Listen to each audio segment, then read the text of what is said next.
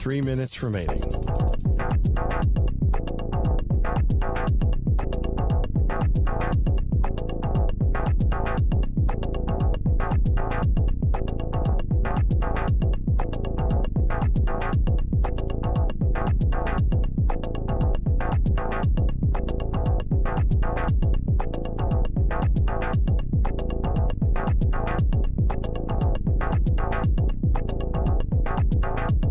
Two minutes, 30 seconds remaining.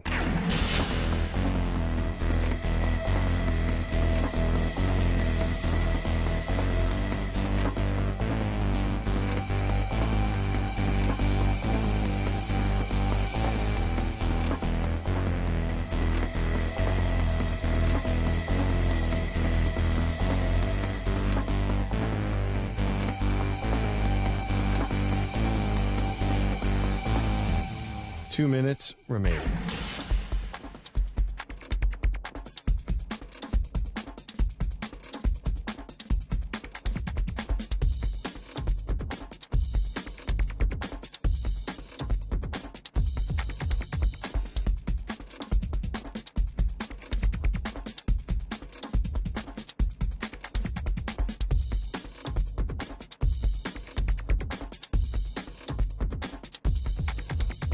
One minute, 30 seconds remaining.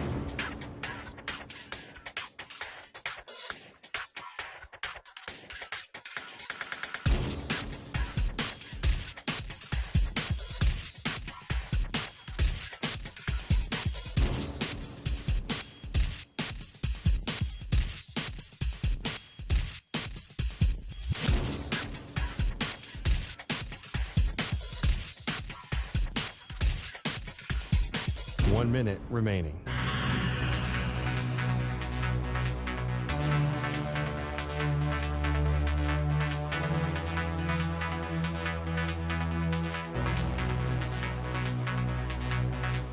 Forty-five seconds remaining.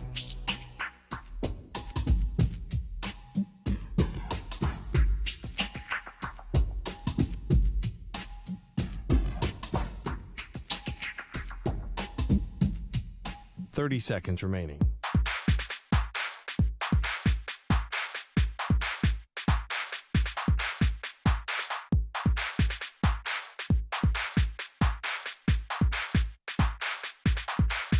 Fifteen seconds.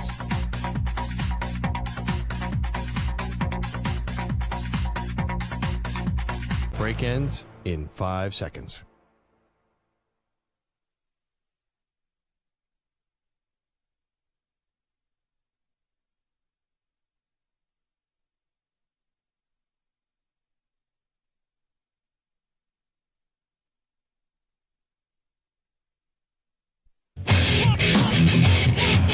He's live. He's nationwide on CBS Sports Radio. This is the Zach Gelb Show.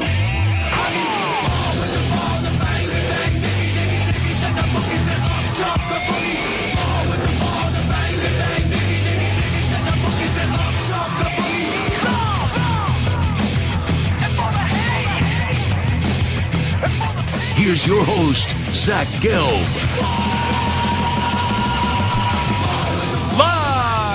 From the Police Show, yet not overly ostentatious studios of CBS Sports Radio here in beautiful New York City, sitting on top of the 10th floor of 345 Hudson Street. Welcome on into a week 11 and a Thursday edition of the Zach Gelb Show across all of our great local CBS Sports Radio affiliates, Sirius XM, Channel 158, the free Odyssey app, and of course streaming on YouTube. 855-212-4CBS is number to jump on in. 855-212-4227. You could always get at me on the good old cesspool of Twitter or on Instagram, where I'm straight flexing at Zach Gelb. That's ZACHGELB. Got Moist Mike and also Stuart Kovacs along the other way. And we're rocking and rolling all the way up until 6 p.m. Eastern, 3 p.m. Pacific.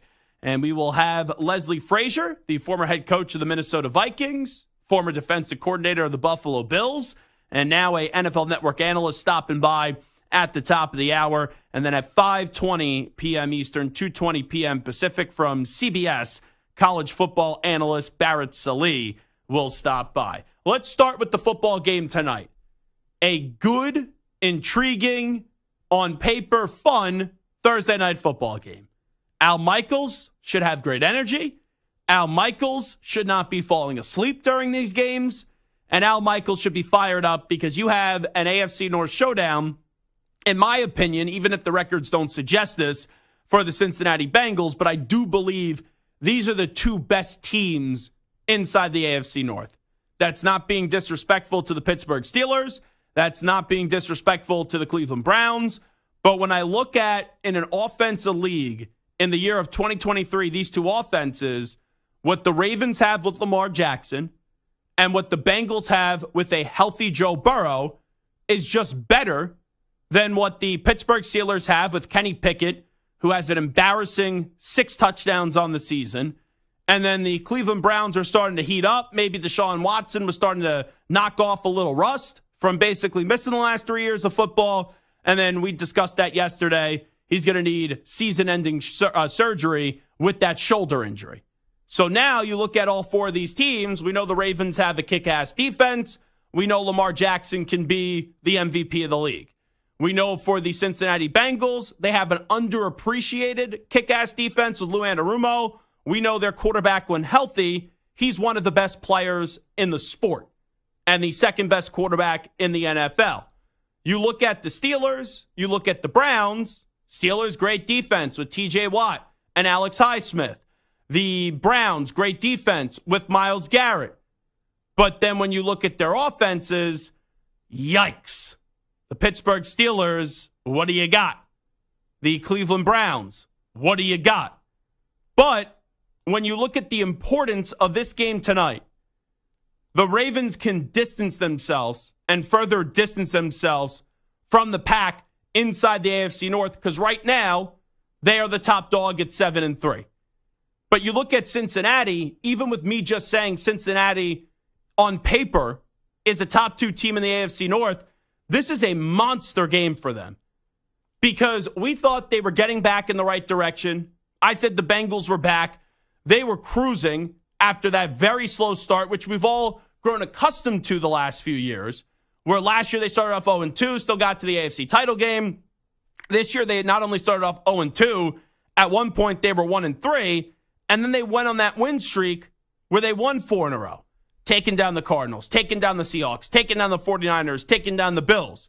When you go through that stretch and throw out the Cardinals, but when you look at those 3 victories against the Seahawks, the 49ers, and the Bills, that is as good of a 3 victories in back-to-back-to-back games that you will see by an NFL team this season.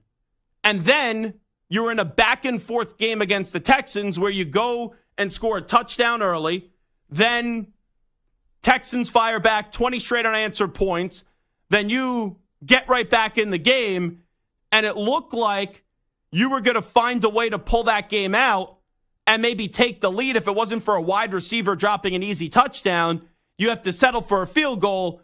And then in back-to-back weeks, we saw C.J. Stroud do his thing and quickly matriculate that ball down the field and find a way to go win the contest up against the Cincinnati Bengals. So now the Bengals go from being back to now, I don't want to say this is a must-win, but this is a game where if you don't win, you throw yourself back into that 500 category, and it's like all the work that you just did to get back and to show that you guys are trending back in the right direction could all be for nothing.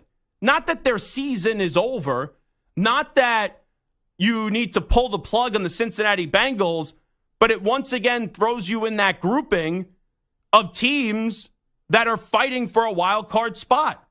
And who knows, like you could go get 10 wins, and 10 wins may not get you in for that 7th and final wild card spot. Because if the season ended today, Kansas City would be the 1. They're 7-2. Baltimore would be the 2. They're 7-3. The Jaguars would be the 3. They're 6-3. The Dolphins would be the 4. They're 6-3. Your 3 wild card teams right now would be Pittsburgh at 6-3, Cleveland 6-3. They both play each other this weekend, Sunday 1 o'clock, and then you have the Texans at 5-4. But after that, you look at the teams that are just on the outside looking in. Bengals 5-4, Colts 5-5, the Buffalo Bills 5-5. Somehow, some way, Stu's Las Vegas Raiders are 5-5. And then there's some teams that still have a chance, even if they're below 500, with the Chargers at 4-5, the Jets at 4-5. Somehow, some way, the Broncos at 4-5. There's really only two teams in the AFC that you look at and you say, don't have a shot to make the playoffs. Now, I'm not sitting here and saying, oh, if you're a Jet fan, you should expect to make the playoffs at 4-5. Or if you're a Broncos fan, you should sit there at 4-5 and expect to make the playoffs. But you have a chance. Because look at the Bengals, and I know it was earlier in the season, and you lose that margin for error as you get closer and closer towards the end of the season, and we're already in week 11. But if you go on your own 3-game win streak, 4-5 quickly turns into 7-5, and then you're alive to thrive the rest of the NFL season. But the only two teams that don't have a chance to make the playoffs really in the AFC, and it's crazy how jam-packed we are Tennessee at 3-6, and then my pathetic New England Patriots at 2-8, and I hope they say in that final spot in the basement of the AFC, and I'll take it one step further, I hope they're in the basement of the NFL. I hope they are the 32nd team in the NFL this year, because I want that number 1 overall pick, and I want that right to make the decision. Is it going to be Caleb Williams or is it going to be Drake May when it comes to the quarterback of the future for the Pats? So this game is more important for Cincinnati tonight. On Monday, if we were having a conversation and you said to me, Zach, who do you think wins this game? Coming off for both these teams' losses, where the Ravens choked it up against the Browns, where they snatched defeat from the jaws of victory. You look at the Bengals, even though at times it looked like it could be a blowout, they got back in the game, they had a chance to win the game, and they dropped the ball. On Monday, after what was a crazy Week 10 of the NFL season, I would have said to you, I think the Cincinnati Bengals win the game. But as the week has gone on, and when you start to identify and pay attention to the gambling line in this game makes no sense. Yes, the Ravens are better than the Cincinnati Bengals. You usually are a 3-point favorite when you are at home. And if you are a 3-point favorite, that's Vegas saying, we think these teams are even. But when Vegas makes this Baltimore minus 3.5, I think this is Vegas begging you, absolutely begging you to plus the points with the Cincinnati Bengals. Because if we just did a quick poll, what do you think the final score of this game is tonight? What are most people saying in an AFC North showdown? 17-14, 23-20, 27-24. Most people are saying it's a 3-point game. And that's what I think Vegas is banking on. Now, the Bengals could win this game, win by 3 points, and no one gives a rat's ass if you're a fan of the Cincinnati Bengals because you won the game. But when I look at that number, that extra half point, that extra hook, usually people would say, oh, plus the points, I like it. It makes me, and I'm not the greatest gambler in the world, so maybe you should just fade me and you'd actually win some money. But it makes me think the Ravens are going to win this game tonight. And the Ravens being at home, not that the Bengals can't go into Baltimore and win. We've seen the Bengals go into Kansas City and win a football game going back to 2 AFC championship games, 2 years ago. But when I look at the Ravens are a team where they're good, where before the year, I didn't pick them to make the playoffs because I didn't know what their offense will look like with Monken. I was concerned not about Lamar in terms of can he be great, because I've always been a supporter of Lamar, but can Lamar stay healthy? And with a healthy Lamar Jackson right now, I like the Ravens tonight. I like the Ravens to go to 8-3, and the Ravens have exceeded expectations this year. Because the Ravens, outside of last week, look like the top team in the AFC. And if you don't want to say the top team, you can't say that they aren't a top 3 team in the AFC. Because right now it feels like, not that it's a 2-team race, because anything could happen in the AFC, and Cincinnati makes the playoffs, they're going to be a threat. No one's going to want to face them. But it is clear through the first 10 weeks of the season, the 2 best teams in the AFC are the Kansas City Chiefs and the Baltimore Ravens.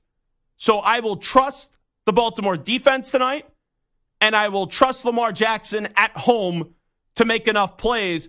And the Bengals, their injury report is very intriguing to me.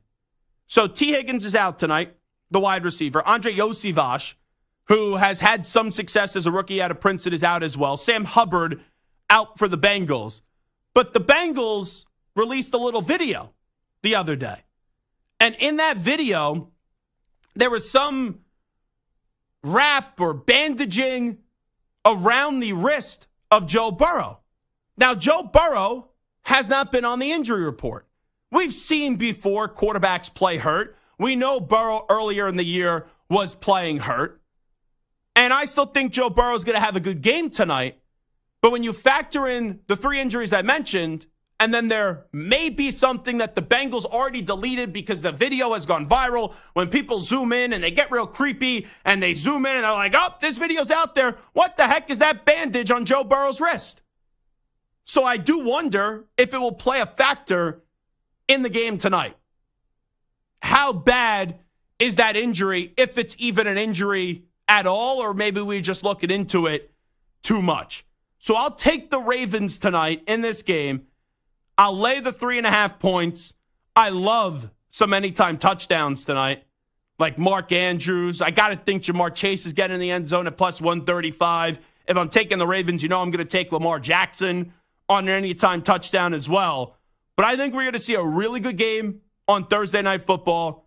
But I'm going to go with the Baltimore Ravens pulling it out. And let's say I'll take the Baltimore Ravens by a final score of 27-21.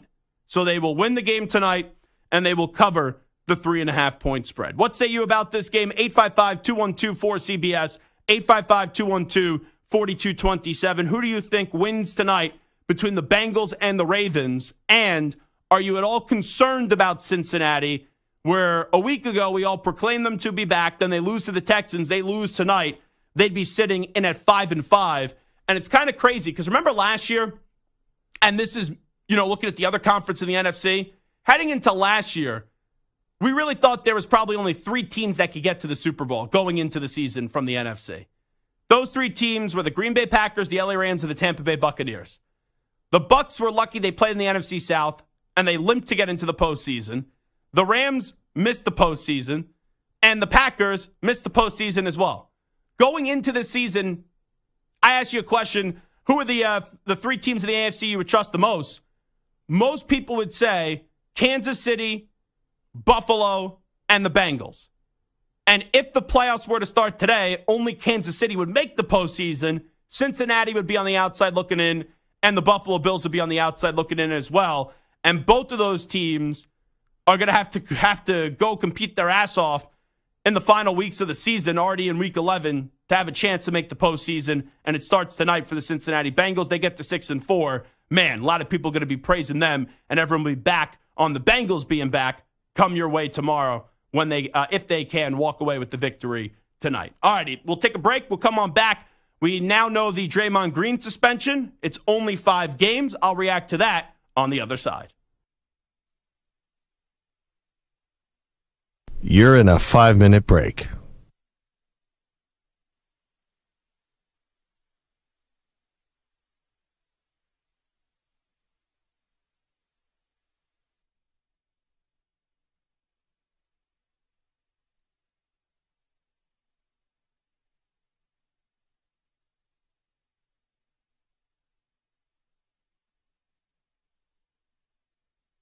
Four minutes, 30 seconds remaining.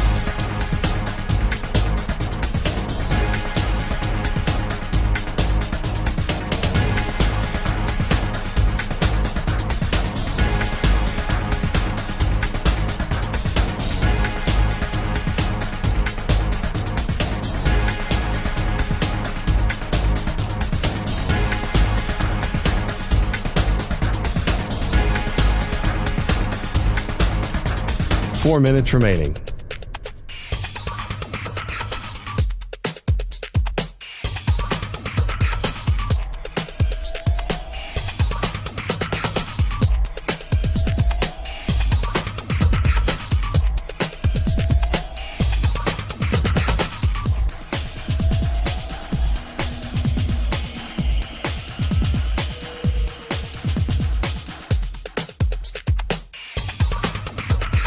3 minutes, 30 seconds remaining.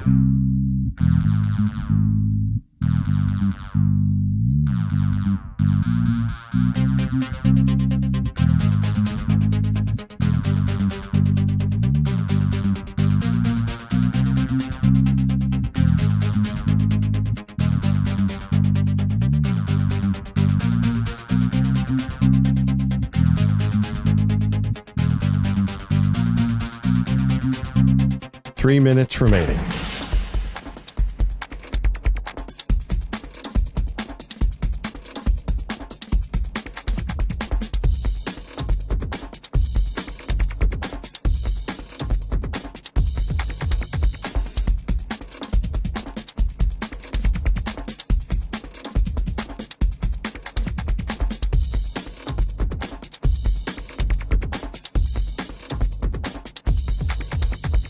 Two minutes, 30 seconds remaining.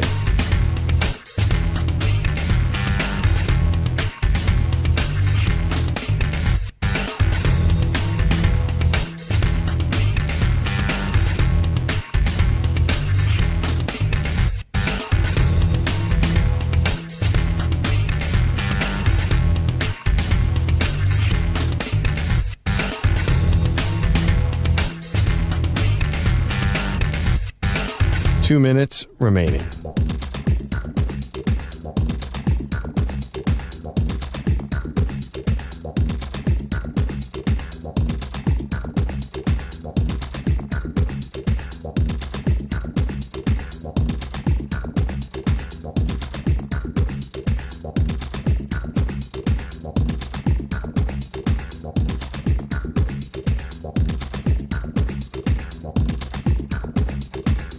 One minute, 30 seconds remaining.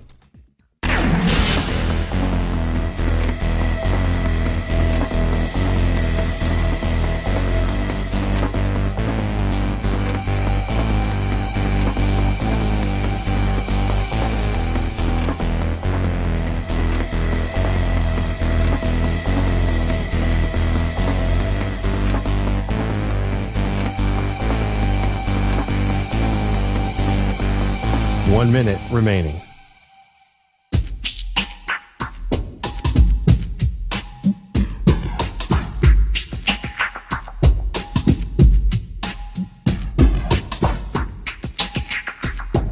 Forty-five seconds remaining.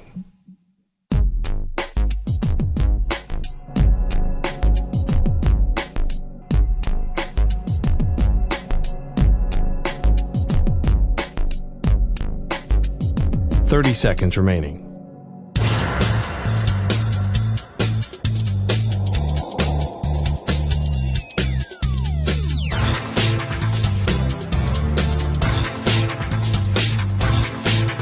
Fifteen seconds.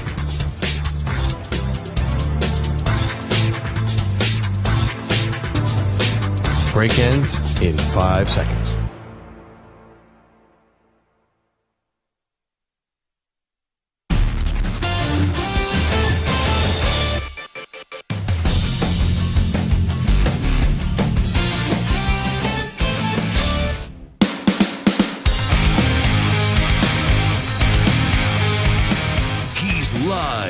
He's nationwide on CBS Sports Radio. This is the Zach Gelb Show. Everyone will bow down to Silver because everyone thinks Silver's this great commissioner.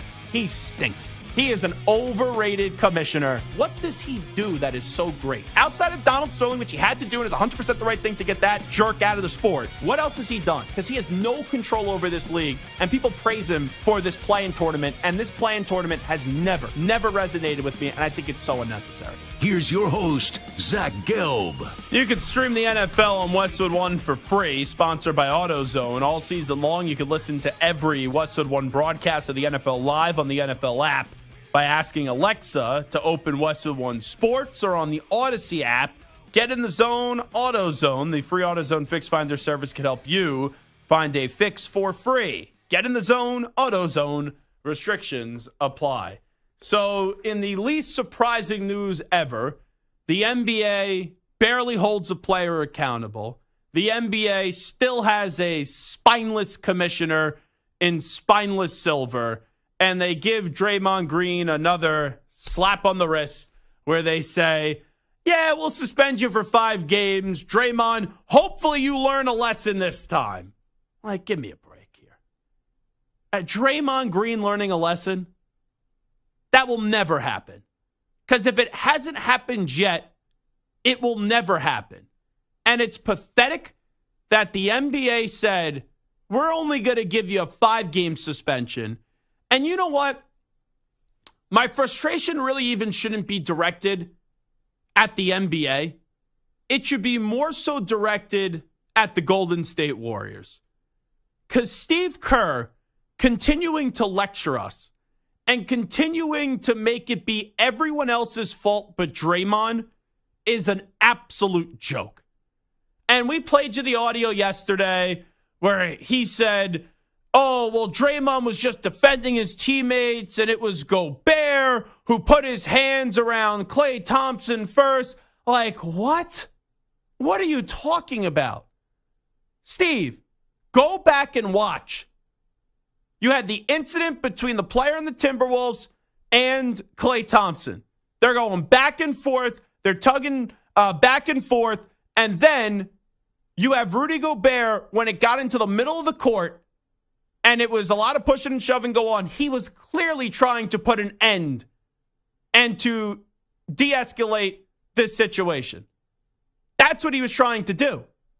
But then the moment, and Rudy Gobert may have just stopped this thing, and Rudy Gobert may have put his hands on Klay Thompson, not even in a malicious or violent way. Like, anyone with a brain can see this.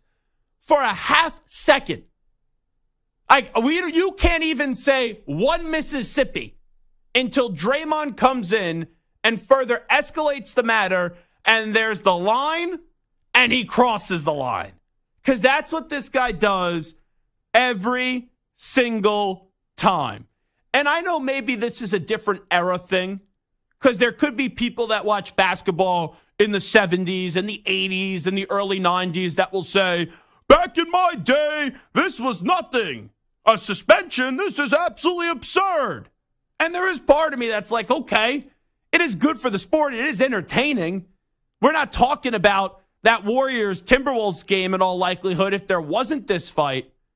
But I just go back to the Warriors, and the Warriors are just so gutless. The Warriors have their tail in between their legs every single time when it comes to dealing with Draymond Green. They put his kitty gloves on. They get sensitive. They're afraid of his emotions. And they just enable him. And I get it. Draymond is a really good player.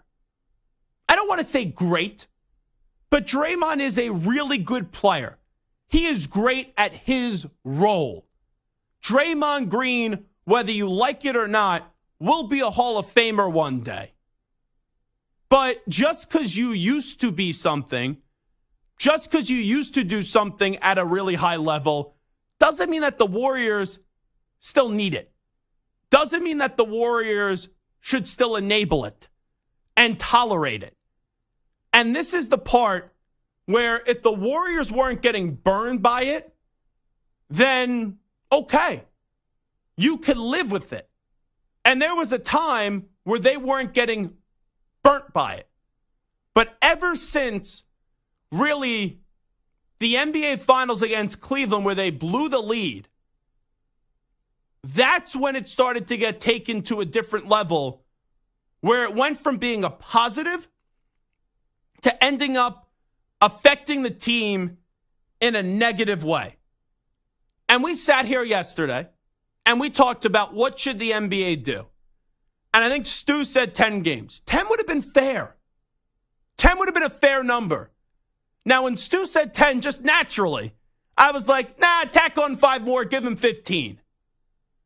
Because how many times, whether it's stomping on a player, kicking a player in the jewels, or now choking a player and putting a player in a headlock, are you going to allow Draymond Green to get away with this? And it's amazing because Draymond always plays the victim card. The Warriors always never call out Draymond Green. Heck, he punched a teammate in the face. And Steve Kerr's the head coach. He knows how dehumanizing and embarrassing that is when you get punched in the face. At least Steve Kerr got punched in the face by the great Michael Jordan. Jordan Poole got punched in the face by Draymond Green. And still, even after punching a player in the face, they were afraid to really do anything to Draymond. Instead, they brought him back and shipped Jordan Poole out of town. And I said it last year. I said it in the offseason. I'll say it again. This team would be better off without Draymond Green. Thank him for what he did. Thank him for winning those championships. Your number will be retired one day. You'll be in the Warriors Hall of Fame. You'll be an NBA Hall of Famer in the Naismith Memorial Basketball Hall of Fame. But aren't you supposed to pay players for the future, not what they did in the past? And it made zero sense to me why they brought him back. So Draymond's going to miss 5 regular season games. I know he doesn't get paid. It doesn't matter to him. He'll enjoy the vacation. He'll enjoy not playing in the regular season because he knows the Warriors. The regular season is irrelevant. It's can you go win a championship and can you go dominate come postseason time. And you can mark my words, and this is the easiest guarantee I'll ever make, there will be another issue with Draymond Green. The Warriors will enable his behavior again, and it will come back to bite them in the you-know-what. Because it's been the same endless cycle for the last 4 or 5 years. Warriors win a game, then Draymond does something stupid. The Warriors put their kitty gloves on, are afraid to punish Draymond Green. Then he crosses the line. Then he does something stupid again. Then it hurts the team. It's just the same cycle over and over and over and over and over and over and over and over and over and over and over and over again. That's what happens. So I'm not going to sit here and go, oh my goodness gracious, I can't believe that Draymond Green would put his hands around the neck of Rudy Gobert. And oh my goodness gracious, I can't believe Steve Kerr is a coward. And Steve Kerr won't actually hold his player accountable and will go after everybody else but Draymond Green. And oh my God, I can't believe that spineless Silver only gave him a 5-game suspension. It's almost as if the energy of me caring and the energy of me being irate has been sucked out of me. Because when you see the same story, once again, over and over and over and over and over and over again, why should you be surprised? And nothing ever changes and nothing ever will change.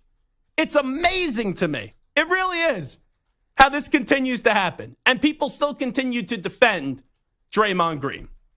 855-212-4CBS, 855-212-4227. Let's go to Ramon in Indy. Next up on the Zach Gelb Show on CBS Sports Radio. Hey, Zach, how you doing? Thanks for taking my call, and I agree with you 100%. I like your take on Baltimore.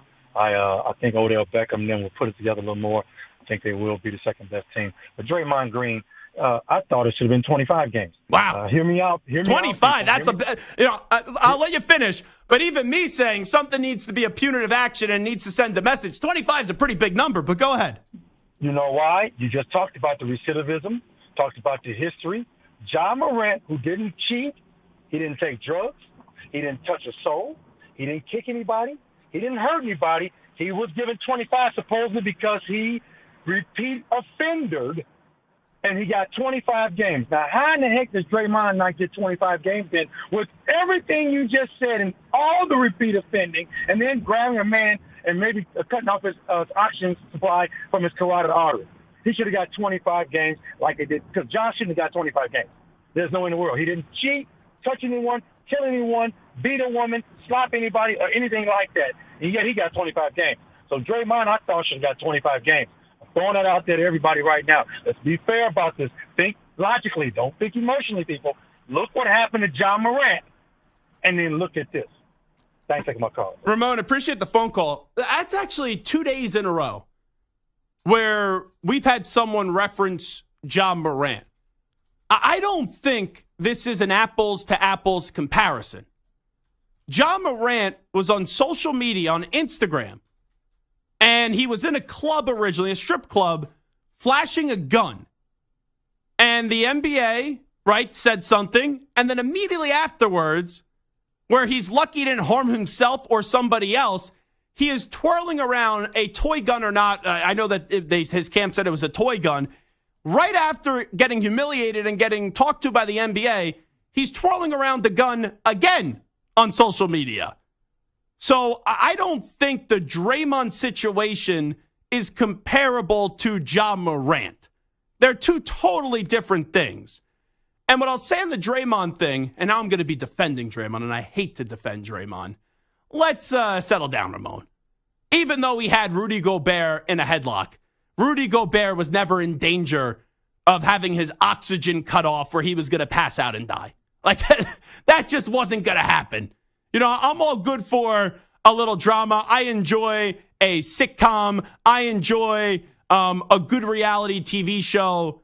Even the scriptwriters for that stuff wouldn't try to sell you that Draymond was cutting off the oxygen of Rudy Gobert. So I just don't see the comparison to what Ja Morant was doing and what Draymond Green was doing. The only point that I think is valid there is just maybe here, you could say, well, the league told Ja Morant not to do something again, and then they had a more severe or harsher penalty, even though I thought it was going to exceed what actually ended up happening. And for Draymond, this is now not just a repeat offender, but like a repeat offender on steroids. So if that wants to be the crux of your argument, okay. But I don't think comparing what Ja Morant did to what Draymond did is necessarily apples to apples. It is the Zach Gelb Show on CBS Sports Radio. We'll take a break. We'll come on back, 855-212-4CBS, 855-212-4227. When we return, we'll update you on some of the biggest stories in the world of sports with some audio. We call that segment the News Brief. But first up, looking like a college basketball coach today. This is a very nice quarter zip. I think you were ready to call some plays on the sideline. I don't know, maybe. So I need a logo. If Bryant didn't hire Martelli's kid after Grasso, I would say put in your application, Hack. I'm waiting for Power 5. I'm waiting to see which of the cycle will churn somebody out. Yeah, you're waiting for some coach. Maybe Kyle Neptune gets fired at Villanova coming off that loss to Penn. Oh, it's a tough start for the poor guy. Good guy, too. He is. I like Kyle Neptune a lot, but I could see Ack coaching some college basketball. Here he is with the latest CBS Sports Radio update. CBS Sports Radio. Sports Flash. Well, the Michigan saga has come to an end with head coach Jim Harbaugh accepting a 3-game suspension for alleged scouting and sign stealing, though the Big Ten Conference said it is not aware of any information regarding involvement from Harbaugh in the alleged incident. Week 11 kicks off tonight with the Bengals and Ravens in Baltimore. The matchup represents the team at the top of the AFC North and the one at the bottom. The Ravens were rolling until Sunday when they failed to protect a lead at home and lost the Browns to fall to 7-3 on the season. Cincinnati also lost at home on Sunday, squandering a fourth-quarter lead in a loss to the Texans. T. Higgins and Sam Hubbard out tonight for Cincy, while the Ravens will be without tackle Ronnie Stanley. The A's are following the Raiders out of Oakland to Las Vegas. The move became official when it was unanimously approved by owners earlier today. Baseball postseason's awards continue tonight with the most valuable player. It'll be a colossal upset if the Angels' Shohei Ohtani doesn't win the award for the second time in the AL. The Braves' Ronald Acuna will be challenged in the NL by the Dodgers' Mookie Betts and Freddie Freeman. In Stockholm today, the Senators have a 4-0 lead over the Red Wings in the second period. I'm Rich Ackerman. CBS Sports Radio is everywhere, at home, in your car, and of course on your phone and tablet. Find us on your local affiliate, SiriusXM Channel 158, or the free Odyssey app. CBS Sports Radio.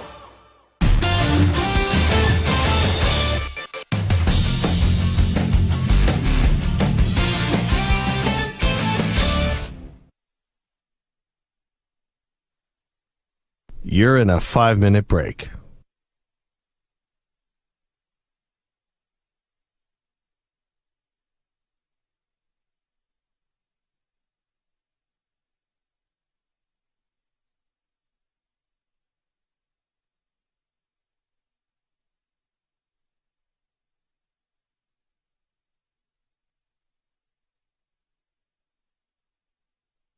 Four minutes, 30 seconds remaining.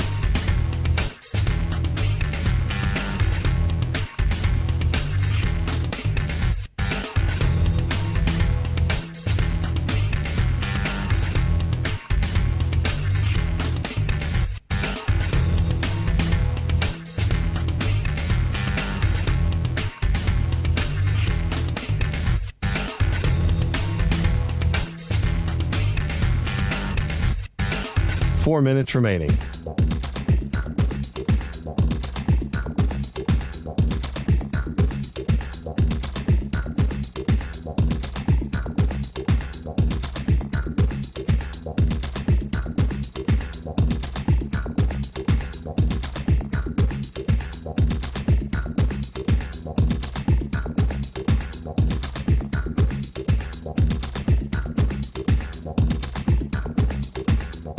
Three minutes, 30 seconds remaining.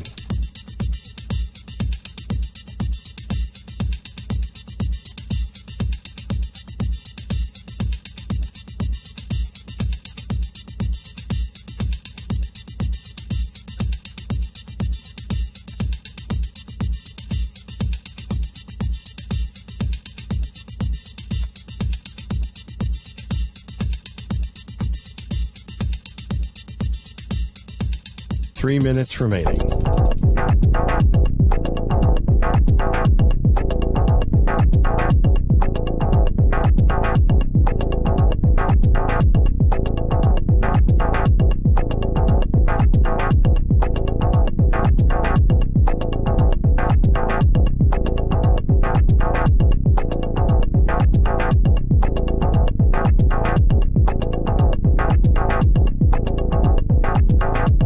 Two minutes, 30 seconds remaining.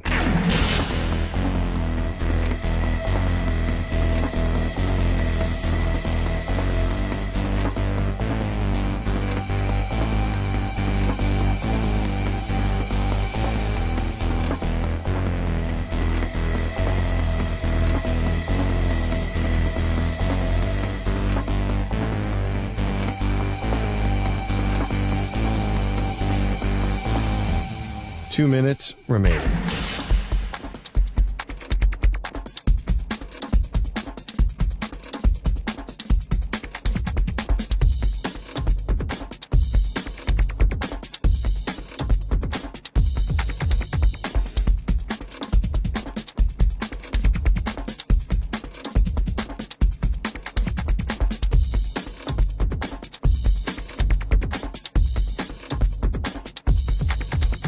One minute, 30 seconds remaining.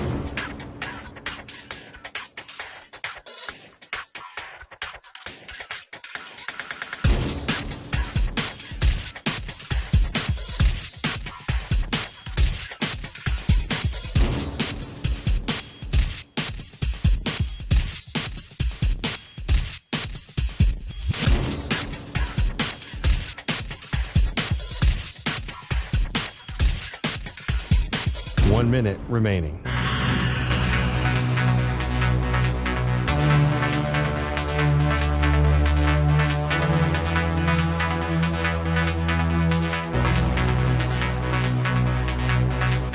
Forty-five seconds remaining.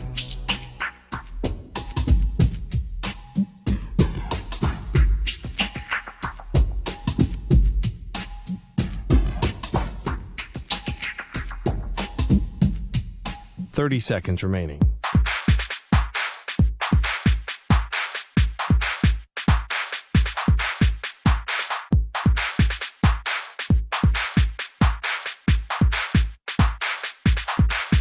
Fifteen seconds.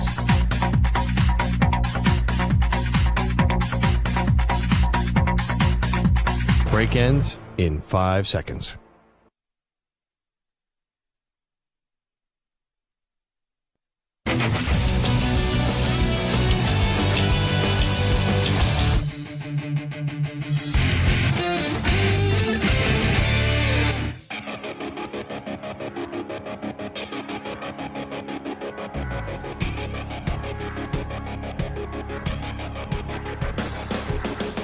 Now back to the Zach Gelb Show. All right, it is the Zach Gelb Show on CBS Sports Radio. We'll put the news brief on pause. I told Samter right before the start of the show that at some point during the show, there's going to be some Michigan news that drops. Someone close to the situation reached out to me and they said, just be prepared. There's some things that are going to be coming down the turnpike. What I was kind of expecting from that conversation with that person, that this was going to end with Harbaugh accepting the suspension. And that is what transpired. From my understanding, there was not a good chance that Harbaugh was going to get the injunction. So I guess they negotiated with the Big Ten, and you kind of put an end in some capacity to this. I'll explain why in just a second. But here's the official statement. This morning, the university, Coach Harbaugh, and the Big Ten resolved their pending litigation. The conference agreed to close its investigation, and the university and Coach Harbaugh agreed to accept the 3-game suspension. Coach Harbaugh, with the university's support, decided to accept this sanction to return the focus to our student athletes and their performance on the field. The conference has confirmed that that it is not aware of any information suggesting Harbaugh's involvement in the allegations. The university continues to cooperate fully with the NCAA's investigation. The reason why I laugh is when it said, yeah, Jim Harbaugh wanted to take this distraction and kind of lay it to rest. It was because they were not going to win anything in court. They were not going to get the injunction. And when you already win a game without Harbaugh, even though Harbaugh's allowed to be with the team during the week, just can't be there on game day, and you already beat Penn State, sure, you want him on the field. Who cares about Maryland? But you want him on the field for Ohio State.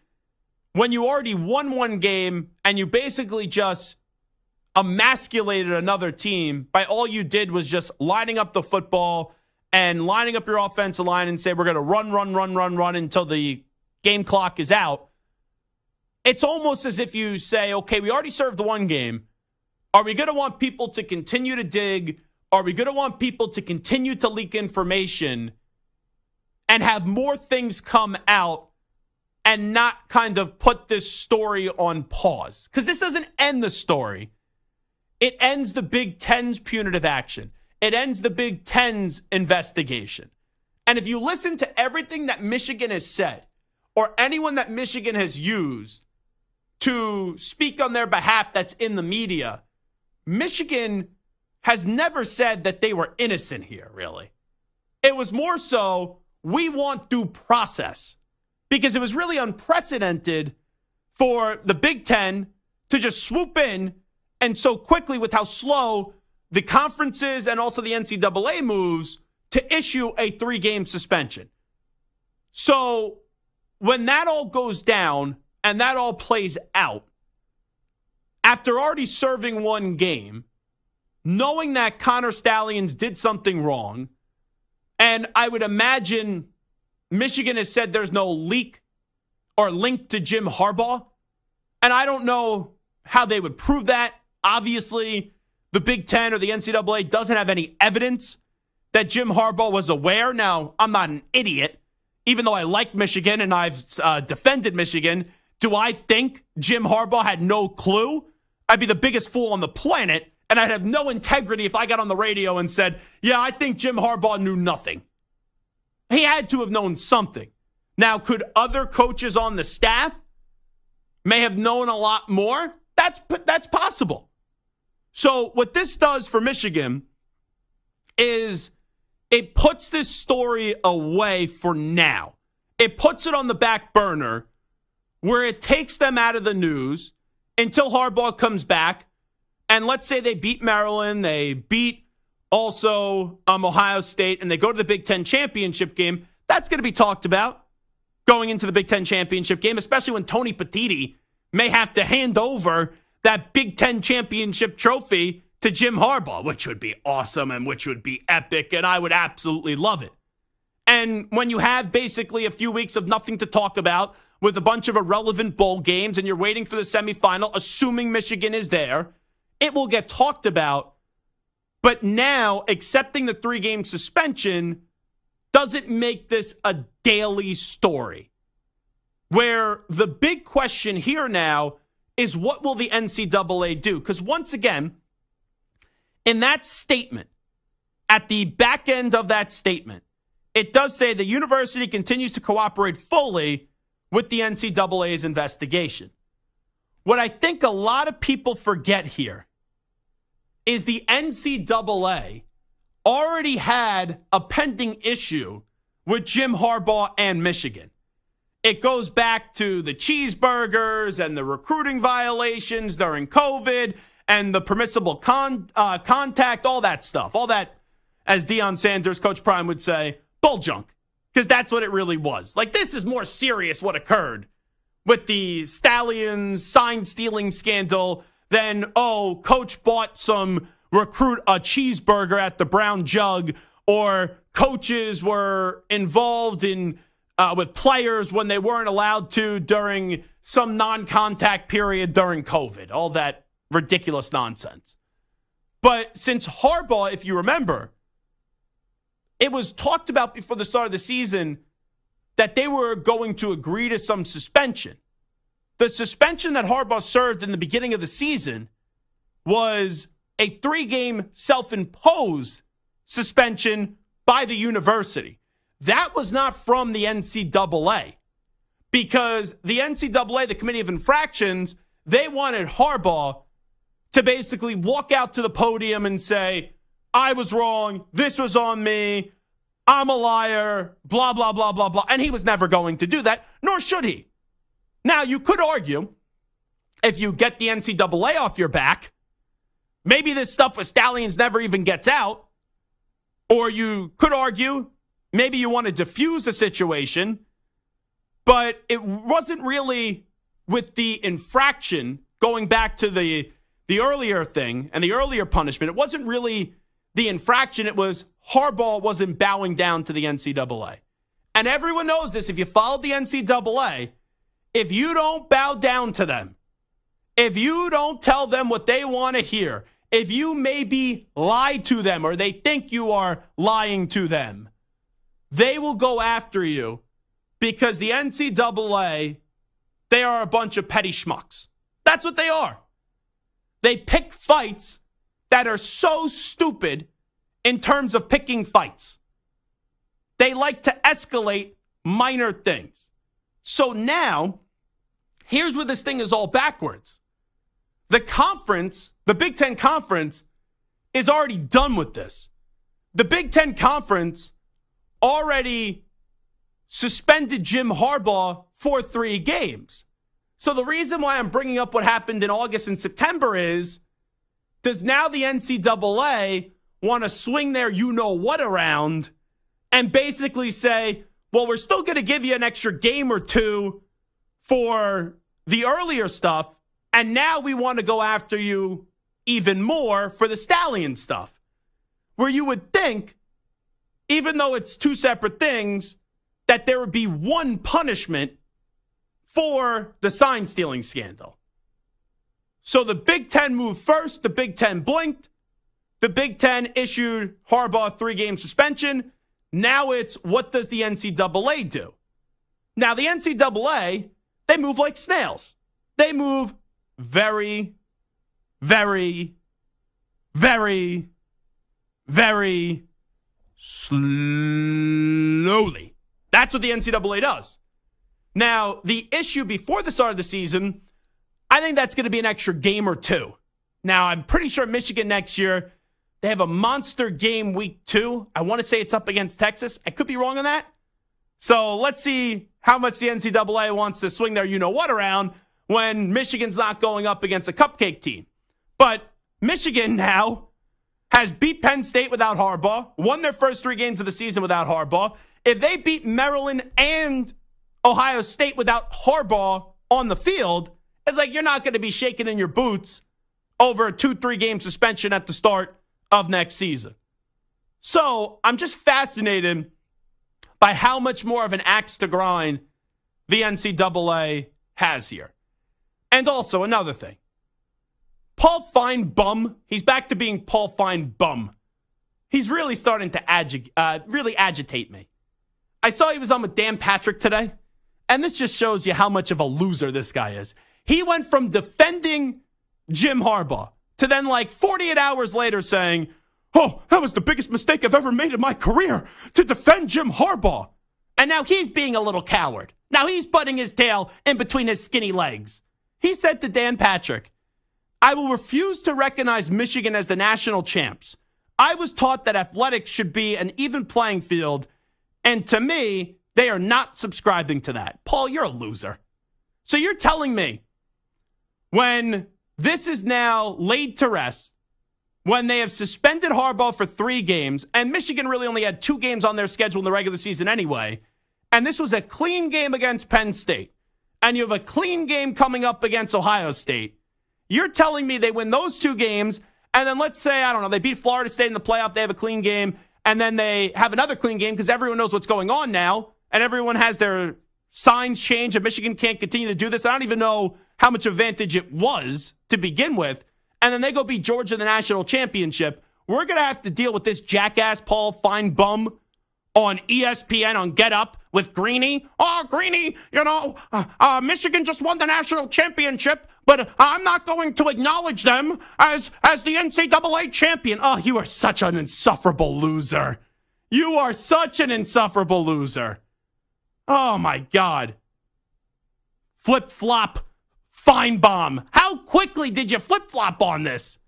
You went from leading the charge of defending Jim Harbaugh to now you're going at the guy. And you know this. If this was someone in the SEC, Paul Feinbaum ain't saying this. No chances he's saying this. He's waving that SEC flag because he's an SEC hunk. Give me a break. So that's the bottom line on everything with Michigan now. He'll serve the 2-game suspension, allowed to coach the team through the week. Can't coach the team on game day. And then we'll see what the NCAA does with the 2 other issues that are still at hand. This sign-stealing scandal, and then what was happening before the start of the season, which was a self-imposed 3-game suspension by the university to one Jim Harbaugh. Now I do wonder, here's the fair question. Does Harbaugh still leave after this season? Because the unknown of what the NCAA is going to do, maybe that drives him out, or maybe that makes him say, well, I already kind of got away with this in like the thick of this on a 3-game suspension, and I'm going to serve it. Maybe it does drive him back to Michigan. Because remember, before all of this even came out with Stallions, there was one report out that they were closing in on a new extension, and a very lucrative extension for Jim Harbaugh. So something to chew on. We'll do a news brief later on in the show. It is the Zach Gelb Show on CBS Sports Radio. When we come on back, former Bills defensive coordinator and NFL head coach Leslie Frazier will join us. Back in 5.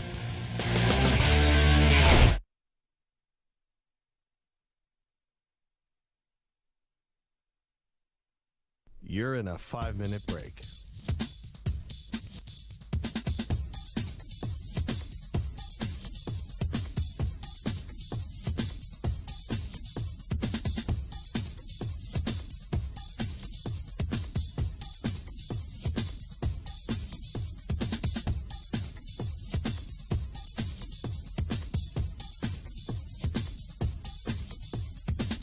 Four minutes, 30 seconds remaining.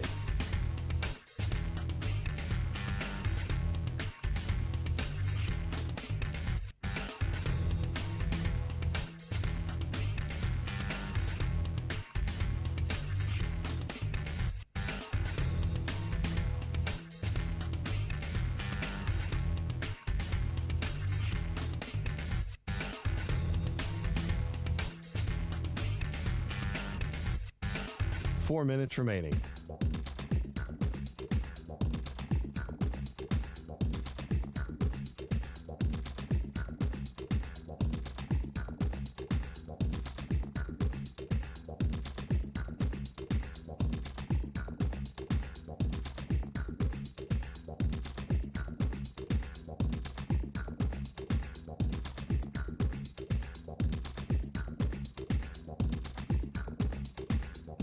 Three minutes, 30 seconds remaining.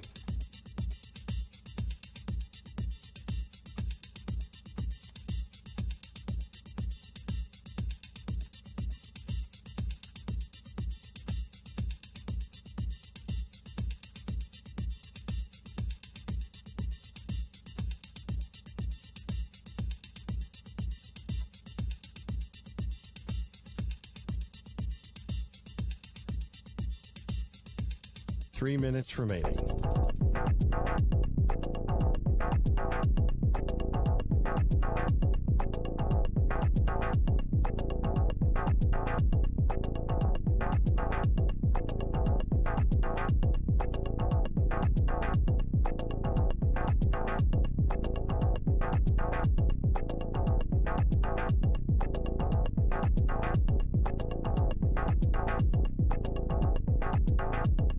2 minutes, 30 seconds remaining.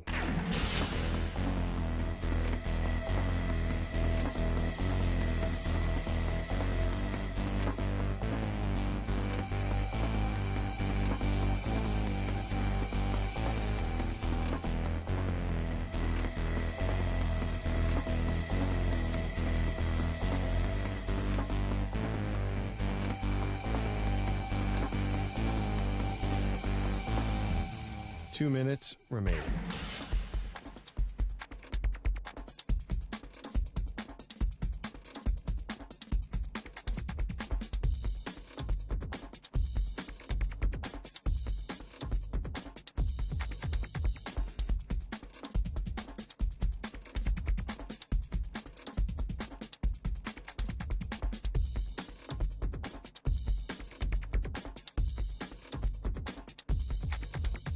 One minute, 30 seconds remaining.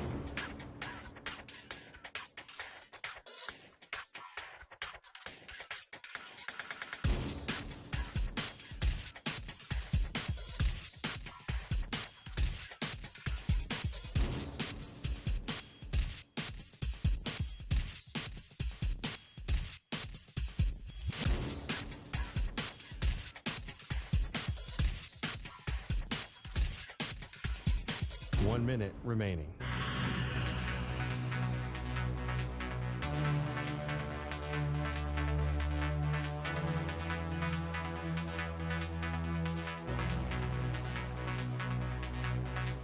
Forty-five seconds remaining.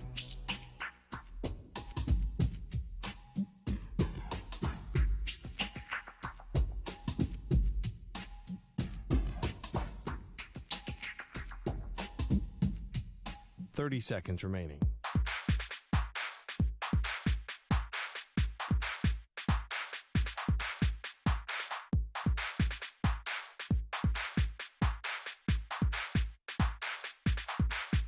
Fifteen seconds.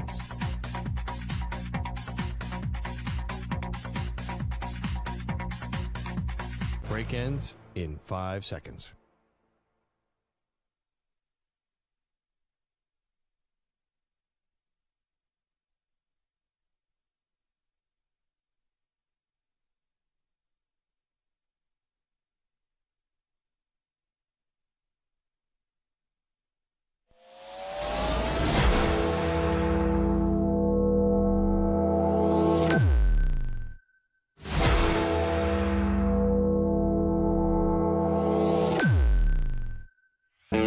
He's live. He's nationwide on CBS Sports Radio.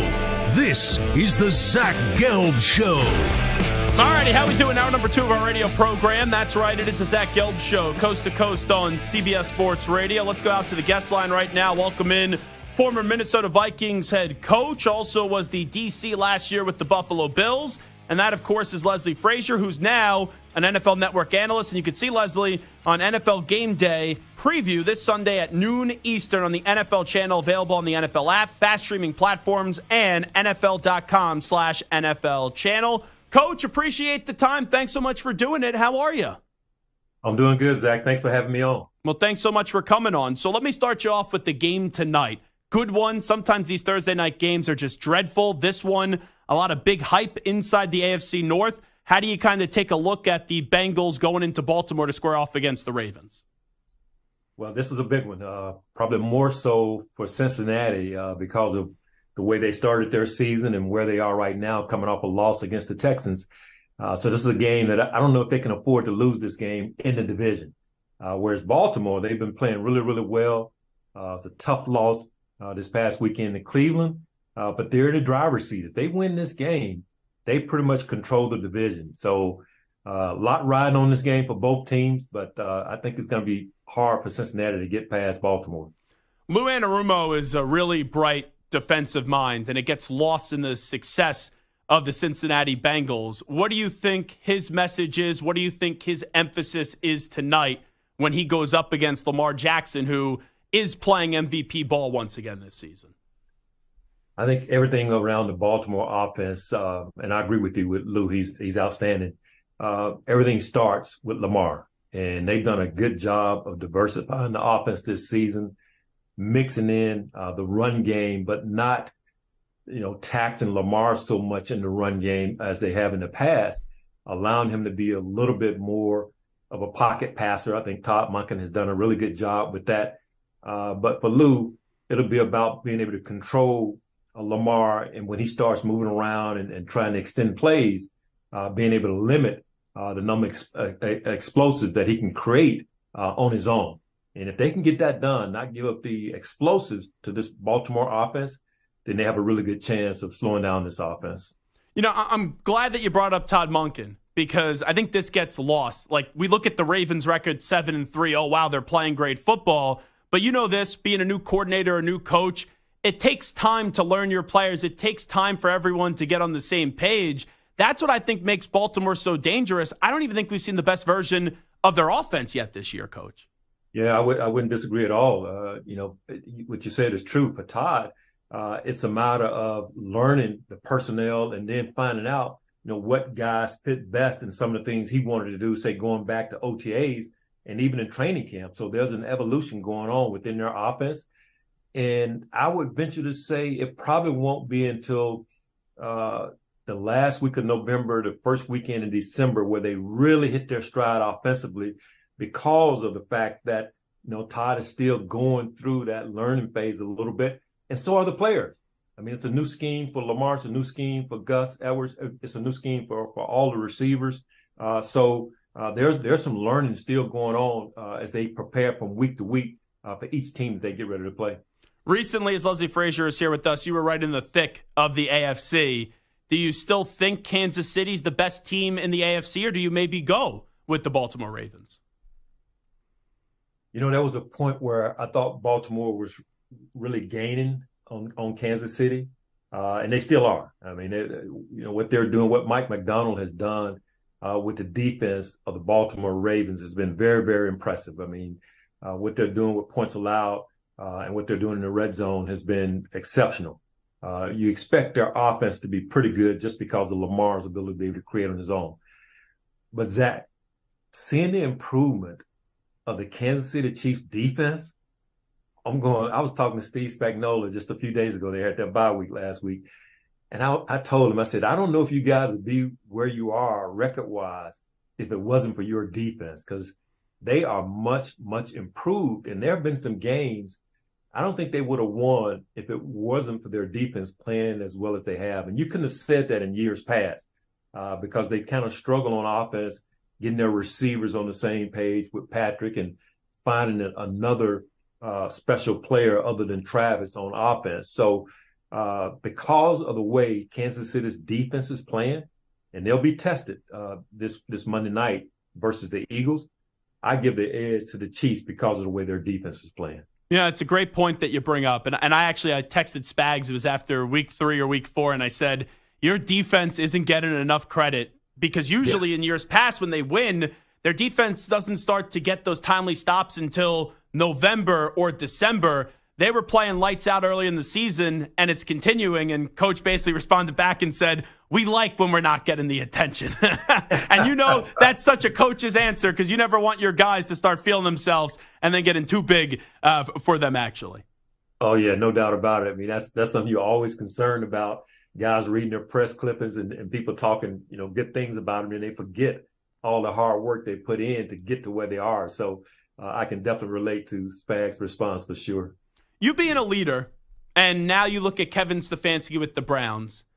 Watson was just starting to knock off the rust potentially. They were 6-3. That defense is playing great.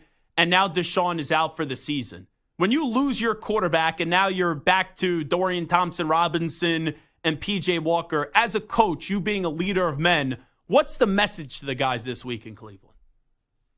Well, somehow, some way, you got to convince the guys that it's the next man up mentality, even though, like you said, Deshaun was really, I thought for this past weekend, that was the first time you really saw flashes of what he did in Houston, and you were really getting excited about the potential. But you have to rally the guys around DTR or if it becomes someone else at the quarterback position. But you don't want that to become an excuse not to go out and put forth your best effort and give yourself a chance to win. So I know Kevin Wells, he's going to do a really good job really bringing it to the guys' attention, the importance of every man doing his job and not feeling like I got to do more or having that doom and gloom outlook on the rest of the season. They still have a chance, the way their defense is playing, to sneak out some wins and be right in the thick of it in late December. So, Kevin will do a good job of rallying and really emphasizing the importance of everybody doing their job and believing that they can win. Leslie Frazier, you know this. There's one thing what you say to your team, and then there's one thing what you say to maybe like Andrew Berry, the general manager. As a head coach, would you be in his office this week saying, hey, let's try to get Matt Ryan out of the TV booth. Let's try to get one of these guys that have walked away from the game that aren't that far removed from playing in the NFL? Yeah, I'm sure they look at the Josh Dobbs situation in Minnesota and say, man, he was on our roster. I wish we had him back. Yeah. So can we do a trade back? Yeah, exactly. But I know back in the preseason when we were watching them, we did their game against the Eagles, and they were really high on Dorian Thompson-Robinson. And then he played in that Baltimore game, and he didn't look quite the same. And part of that, in the preseason, you're so vanilla on defense. It's a lot different than what happens in the regular season. So I'm sure they have some angst about, what could potentially be. But they're giving him another chance this weekend, and hopefully he'll play well. But the guys around him have to play well also. And if that's the case, like I said earlier, they have a chance to really stay in the thick of it because of the way their defense is playing. Talking to Leslie Frazier right now, you mentioned Josh Dobbs. I think it's one of the more incredible stories that we've seen, if not the most incredible story of the NFL season. Bouncing from team to team to team and getting no time to prepare. What he's done the last 2 weeks in Minnesota, and I know you used to coach the Vikings, has just been sensational. Oh, yeah. When I watched their game, his first game, when the quarterback got concussed, and he had to come in with no practice during the week, just being fed information by Kevin O'Connell on the headset and seeing his performance, man, I was like, I think that was against Atlanta they were playing. Just an incredible feat. And he did the same thing. I remember watching their game against Dallas, the way he played when he was at Arizona. He played lights out when they upset the Cowboys when the Cardinals played him. So in week 3, he has some talent, and my hat goes off to him. What he's been able to do, bouncing around from team to team and still playing at a high level, it tells you something about his character and obviously his intelligence as a football player as well. He's one of the guys I enjoy watching for sure. Kirk Cousins, and this is no knock, he's a really good player. I don't think he's a great quarterback. There's a difference to me from good to great, but he's a free agent at the end of the year. He was balling out before, unfortunately, having the Achilles injury, and the Vikings were getting right back on track. Do you think Kirk is done in Minnesota with that free agency upcoming, or is there a chance for a reunion this offseason? Boy, with the dollars that he's going to demand, I don't know if the Vikings really have much of a choice unless Josh continues to play like he's playing. I don't know if he's the long-term answer, but he's sure playing well enough to make this division a lot more interesting than it was before the injury to Kirk, because Detroit seemed to be in position to run away with the division. But now that's not so much the case. But I would think, knowing what's out there at the quarterback position, they almost have to bring Kirk back. And if they choose not to, then you're rolling the dice a little bit about, who's going to be your quarterback.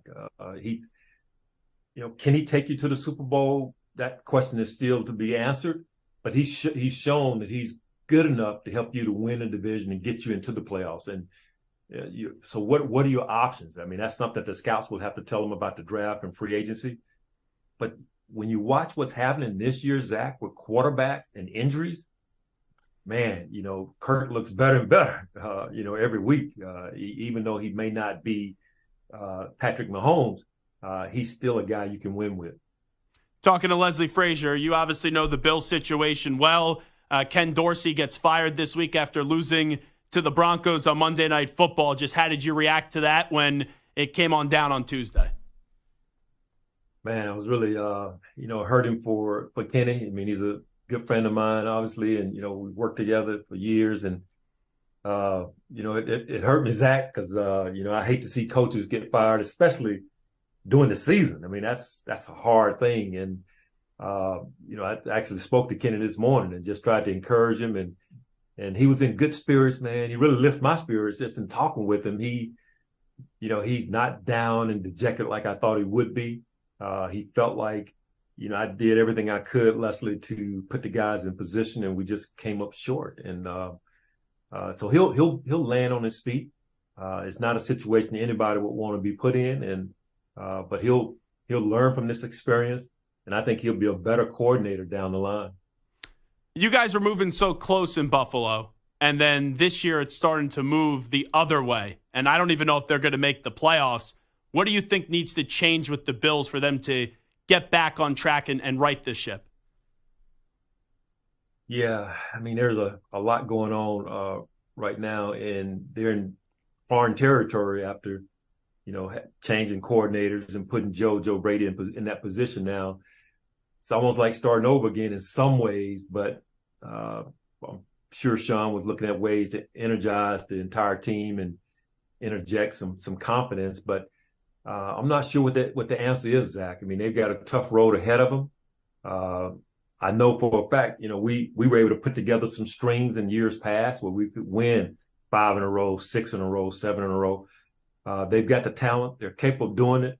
I picked them to go to the Super Bowl on the NFL Network. I thought they had the pieces to do it. And it's just a matter of how the guys respond to this change. Is it one where it could divide the locker room, or is it one where guys are going to rally and come together and play above the circumstances? And nobody knows that. Well, welcome to the analyst world. Welcome to the hosting world. Usually our predictions are more wrong than being right. So welcome. Yeah. That's your rookie moment kind of with the Bills Super Bowl prediction. Yes. What is the truth with your departure from Buffalo? Because so much has been said. I read so many different things. Why are you no longer with the Buffalo Bills? Yeah, it just got to a point for me, Zach, where I just felt like this was something I needed to do at this stage in my career. That 2022 season was a challenging year with some of the things that happened with Lamar, some of the things that happened with our team, having to go to cities and stay in cities and not get back and forth. And, we were getting ready to go back to the combine, and I was at home and just thinking about it, man, about that I want to go back for another year. And I just made the decision I was going to take the year off and just see what happens from there. And I don't regret the decision. I do miss the guys. Tre'Davious White was here in Los Angeles, where I am. Awesome. Doing his rehab. He had his surgery here. And I went down and spent some time with him. And we were just reminiscing. He's coming off that Achilles surgery. And we were just reminiscing and talking about our time together. And, man, some of the things he said kind of inspired me and made me think about, getting back into it. And when he talked about, what I meant to him and his teammates. And moments like that make me think about getting back. But we'll see. We'll see what happens. And last thing that I'll just ask you when it comes to the Bills, Sean McDermott's job gets called into question. You know what that's like. People are wondering, is it time for a change? Do you still believe Sean could find a way to fix this thing in Buffalo? Yeah, absolutely. He's got a strong staff with Eric Washington, his assistant head coach there. And there's some other guys, Kelly Skipper, Joe Brady. I mean, there's some other guys on the staff that will support Sean and help him get the ship turned in the right direction. Even though they're on the outside looking in right now, you look at all the teams with 4 and 5 losses, they're still right on the verge of making something happen. So, he's proven in the past that he can lead a team to success, and I think he can again. Just wondering, when you look at Josh Allen, using your defensive coordinating mind, where you were in the same locker room as him, even though you're on a different side of the ball, if you were going up against him as defensive coordinator, what would you try to do to Josh Allen with what you've been seeing on tape recently? Yeah, in the past, people were always concerned with his mobility, and now he's running a whole lot less and becoming more of a pocket passer. Now, that may change under Joe Brady. They may let him get back to some of the things he's really done to put a lot of pressure on defenses. But if you don't have to worry about him running and making those splash plays with his legs, then you're just going to play coverage like teams are doing. And they've, gotten some big plays just playing coverage without bringing pressure, sitting back and playing zone, saying he's not going to run. And it's worked out well for teams. So you just copying. That's what everybody's doing. They're just copying what they saw the Jets do in the first game of the season, what New England did, what Cincinnati did, and then what we saw last week with Cincinnati. Just sit back, play zone. He's not running, so we don't have to worry about it. And they're having success. Leslie Frazier is an NFL Network analyst. You can see him on NFL Game Day Preview this Sunday at noon Eastern on the NFL channel, available on the NFL app, fast streaming platforms, and NFL.com/NFL channel. Coach, really appreciate the time. Thanks so much for doing it. Thank you, Zach. We'll take a break. It is the Zach Gelb Show right here on CBS Sports Radio. You're in a 5-minute break.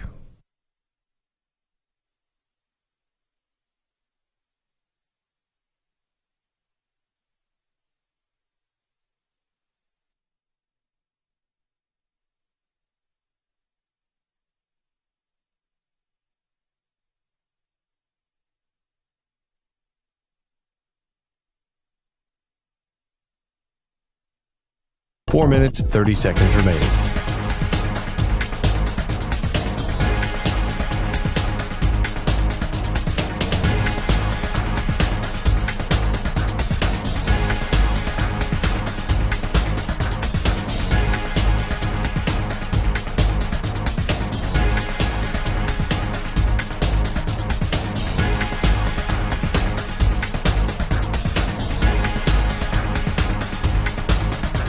Four minutes remaining.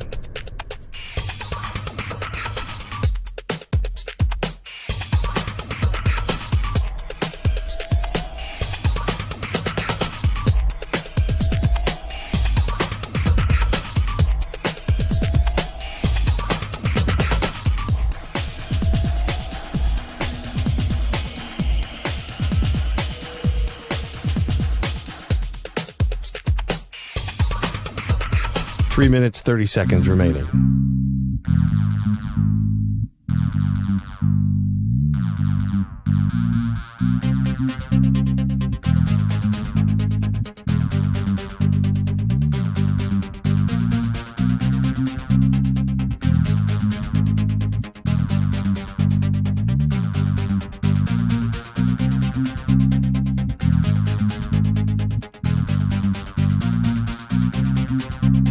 Three minutes remaining.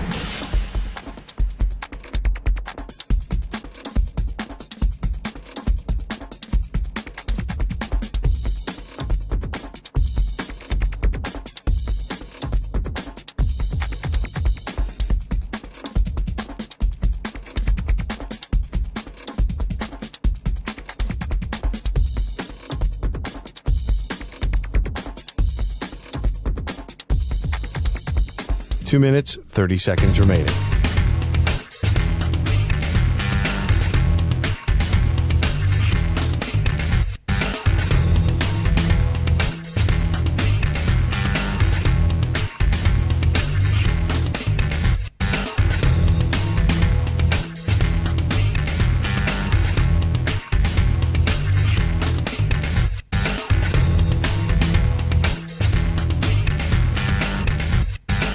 Two minutes remaining.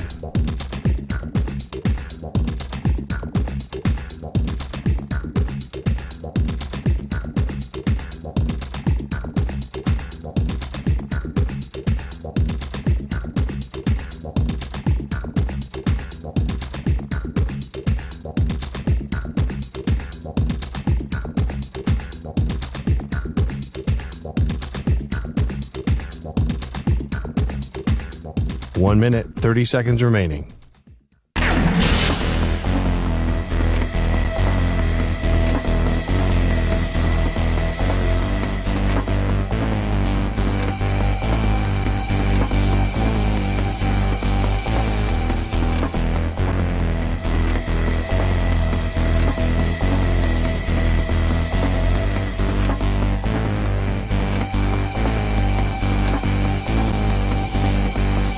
One minute remaining.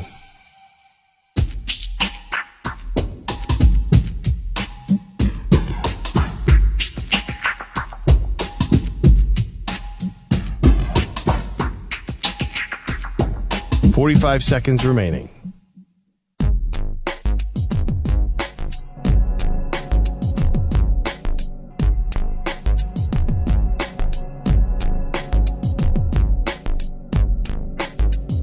Thirty seconds remaining.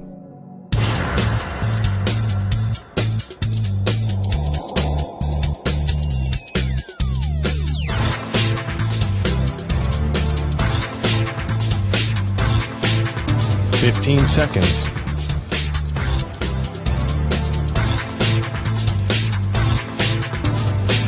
Break ends in 5 seconds.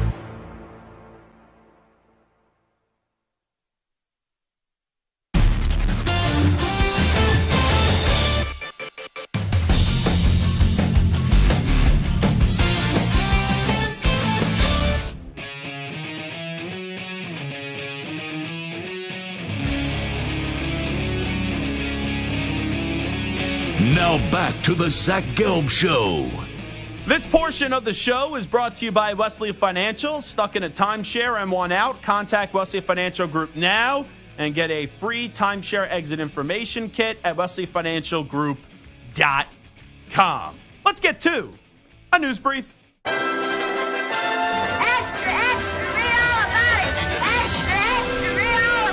Time for your daily news brief. We get you caught up on the rumors, reports, and reconnaissance from the day in sports. The Gronker, Rob Gronkowski, talking about Mac Jones on Up and Adams with Kay Adams.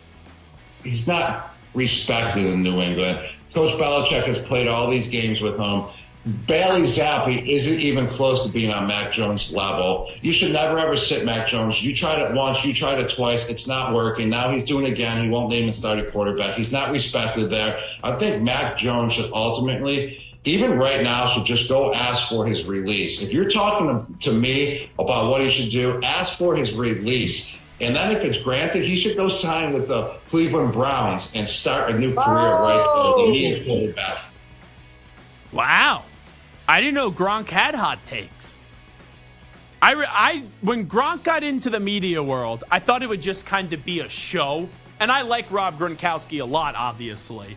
But I thought Gronk could kind of just be like the goofy guy on television. Basically be Terry Bradshaw, like the younger Terry Bradshaw, where no one really cares what the analysis is. You just laugh anytime you hear Gronk speak or Terry Bradshaw speak. But that's a good, juicy take by Rob Gronkowski. Now, how would that conversation go? Mac Jones walks in. Bill, I want to get released. You're mean to me. Where? Mac, shut up. Sit down. And just take your benching like a man. It's probably how it would go. I don't think the Patriots would actually release Mac Jones.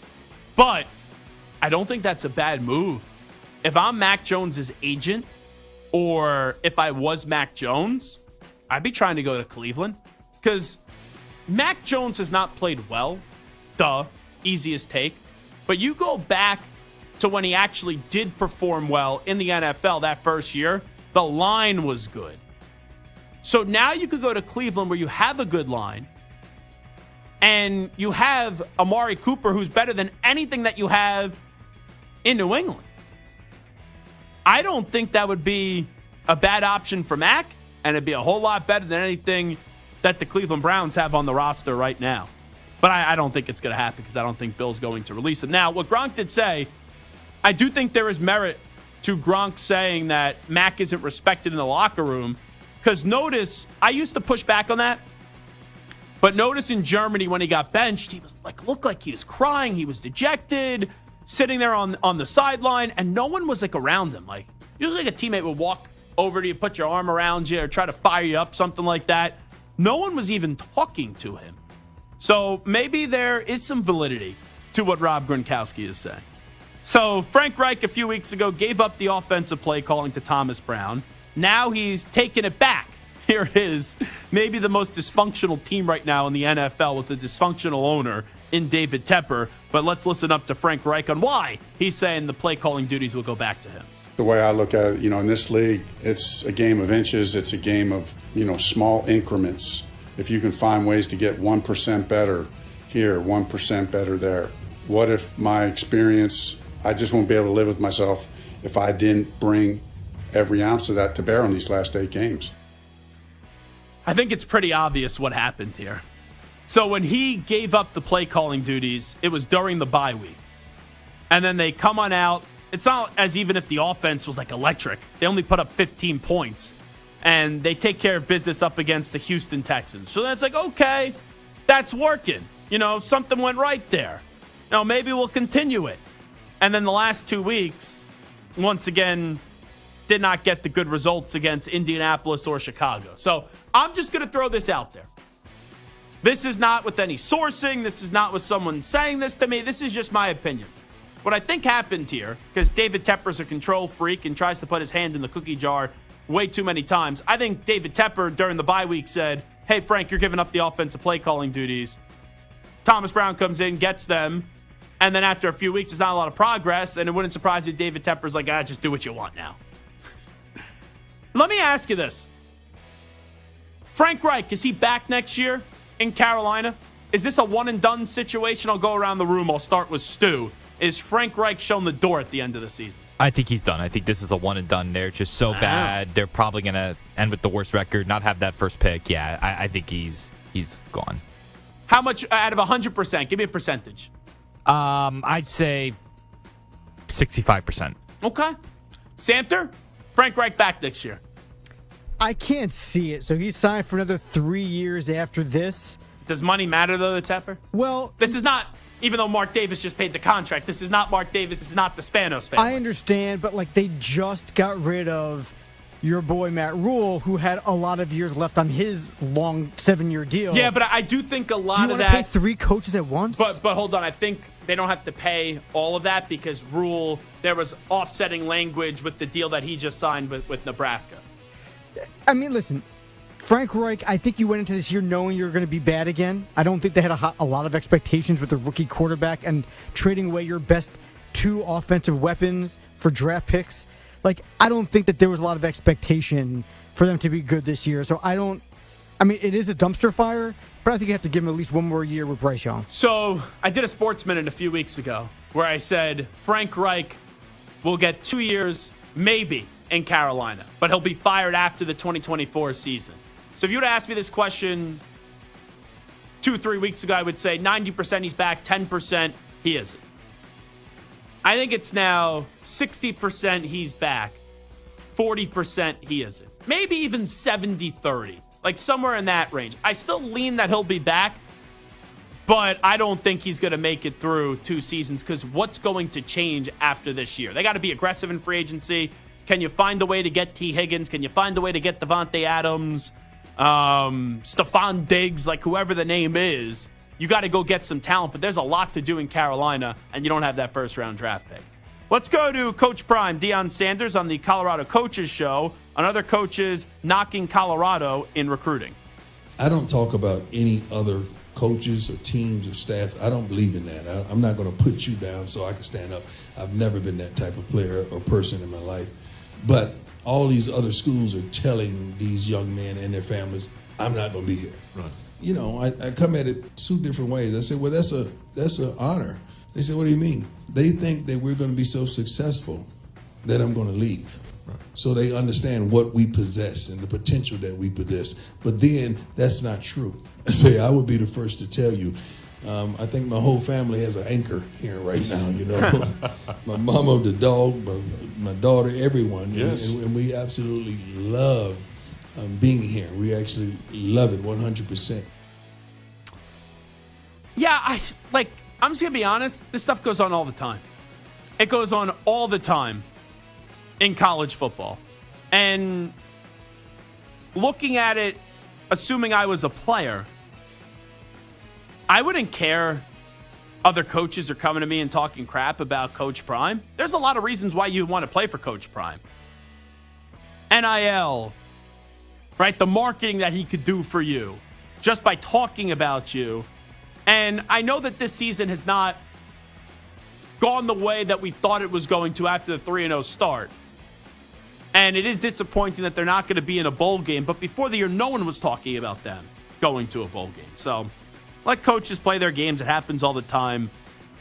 Dion wants to go into my living room and recruit me, I would absolutely listen. 16, 17, 18 years old would definitely be on the short list of saying, yeah, Coach Prime would be my short list of coaches I want to play for.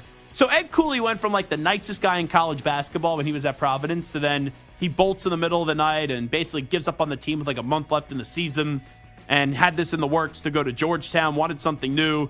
Ed Cooley is 1-2 to start off the season. They lose to Rutgers last night. Steve Peichel's a heck of a college basketball coach, pounding nails with Steve Peichel.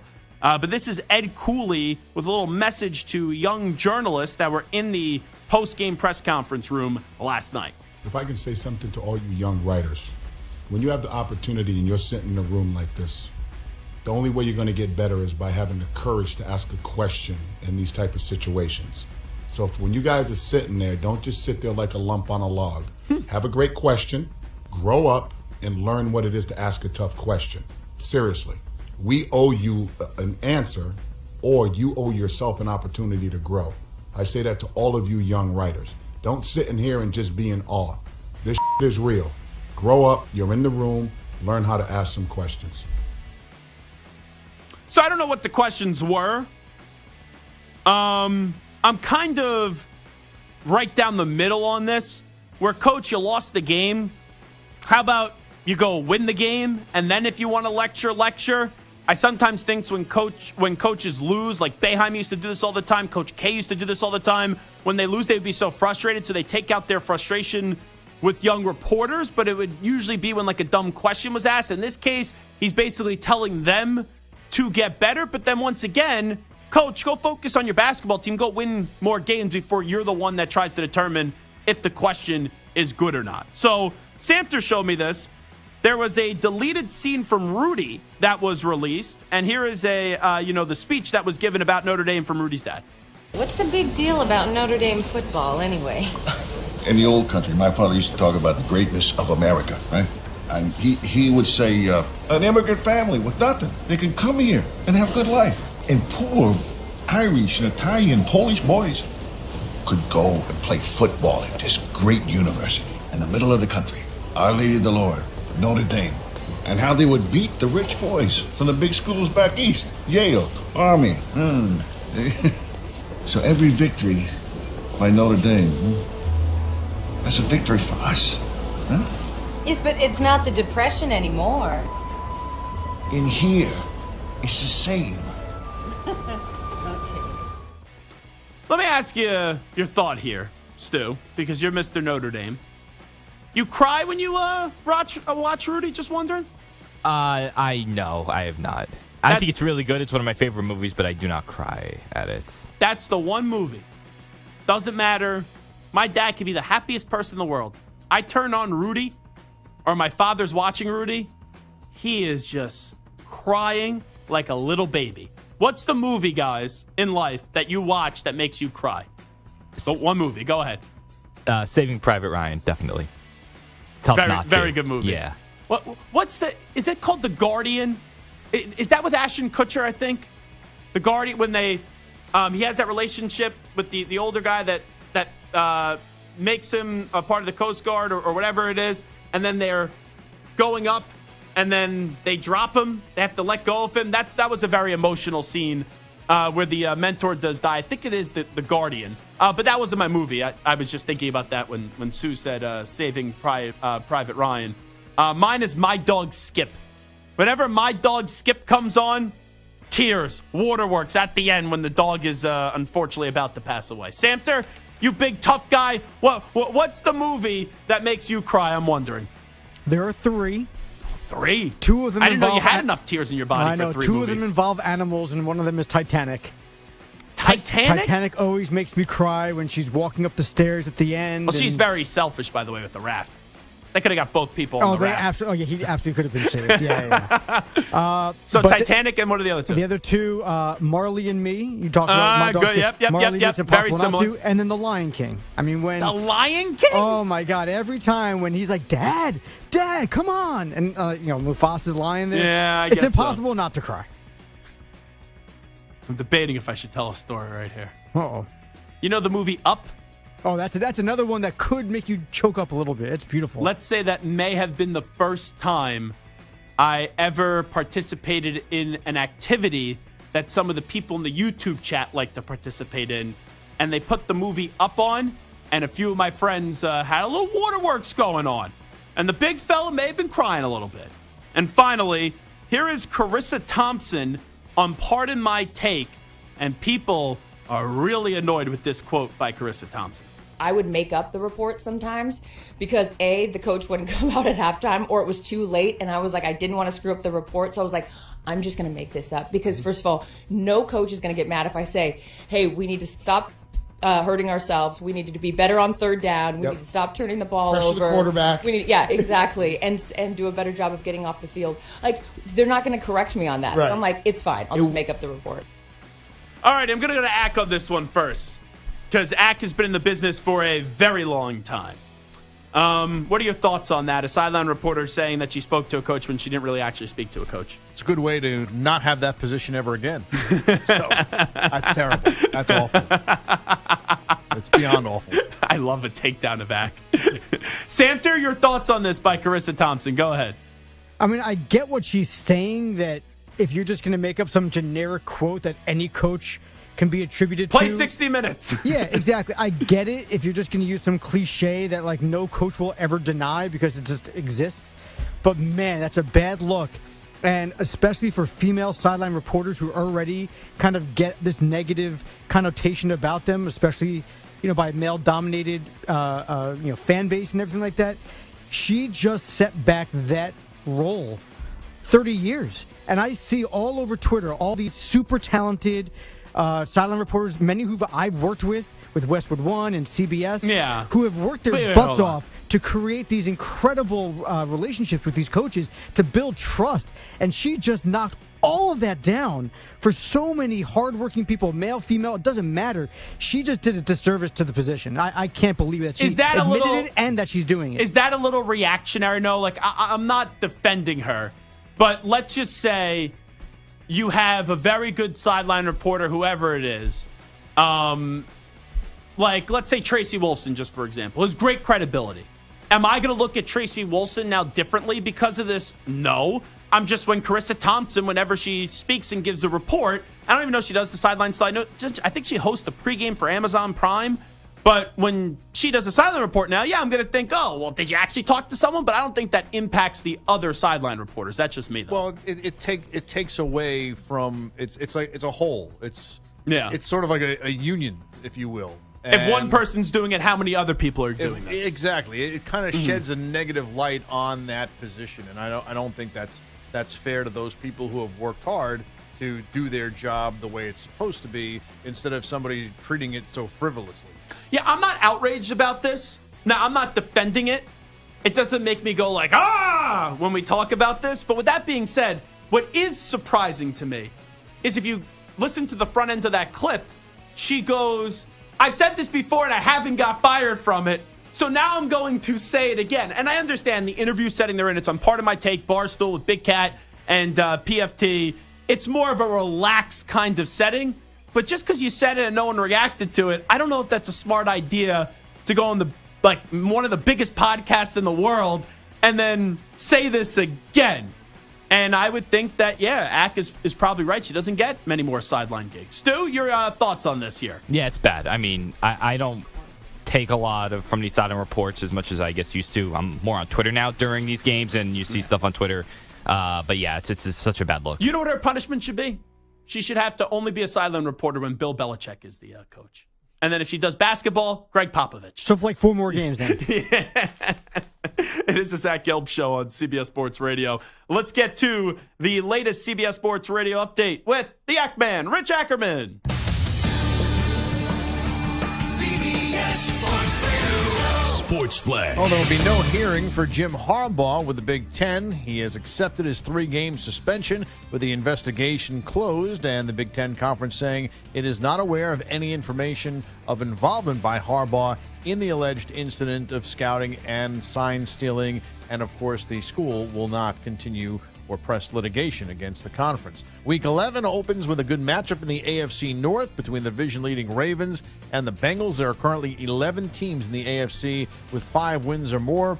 The Ravens are 7-3 and in good position right now, but that has been the case in years past too, and they have struggled down the stretch. They blew a big lead at home on Sunday, losing to the Browns. The Bengals also let one slip away Sunday and are currently 5-4, last in the AFC North. T. Higgins and Sam Hubbard both out tonight, but Trey Hendrickson will play. The A's move to Las Vegas is now official, unanimously approved by baseball owners today, and the most valuable players will be announced tonight. Shohei Ohtani is the heavy favorite for the American League honor, while the NL award comes down to the Braves' Ronald Acuna and a pair of Dodgers and Mookie Betts and Freddie Freeman. I'm Rich Hacker. CBS Sports Radio is everywhere, Perloff, at home, in your car, and, of course, on your phone and tablet. Maggie, you can find us on your local affiliate, Sirius XM Channel 158, or the free Odyssey app. CBS Sports Radio.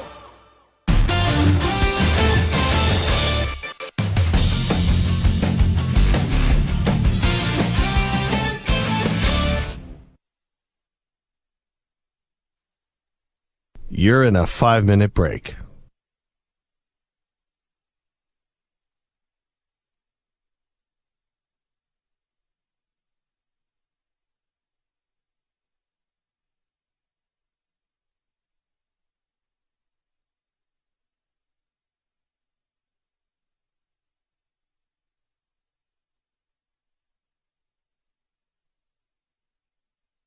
Four minutes, 30 seconds remaining.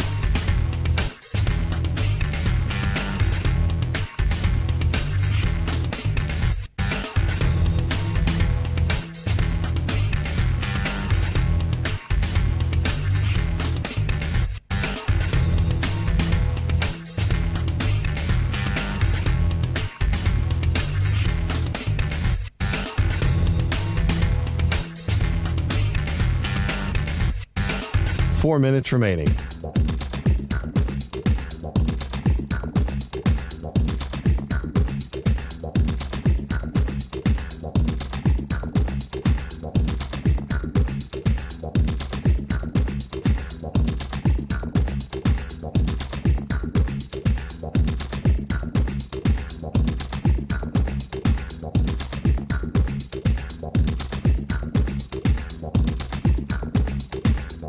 Three minutes, 30 seconds remaining.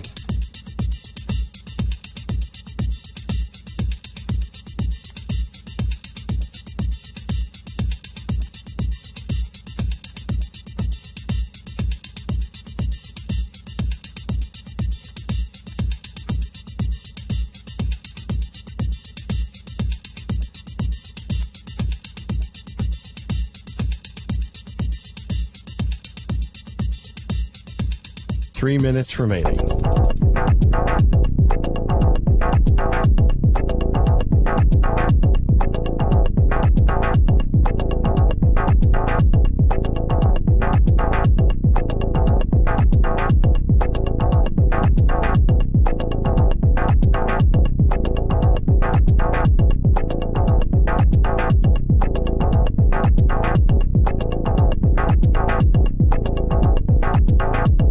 Two minutes, 30 seconds remaining.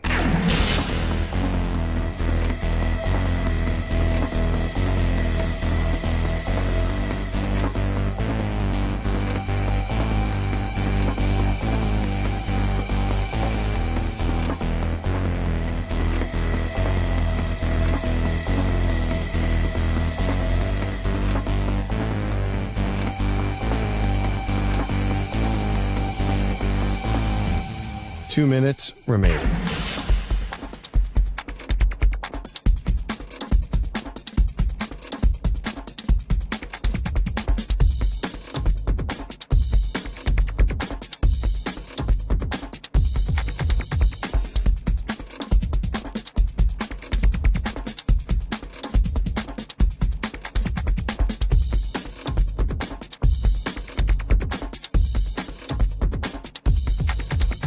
One minute, 30 seconds remaining.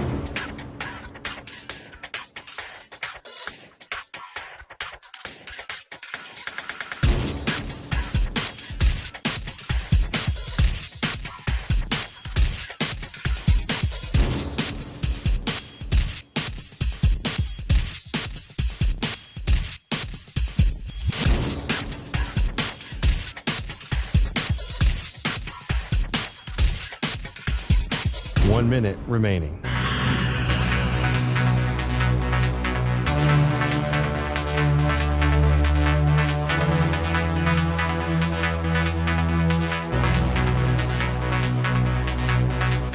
Forty-five seconds remaining.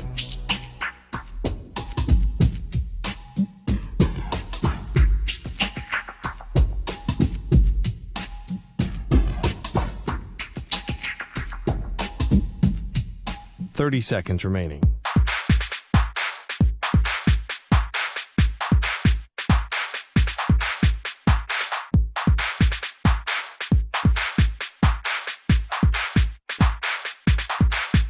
Fifteen seconds.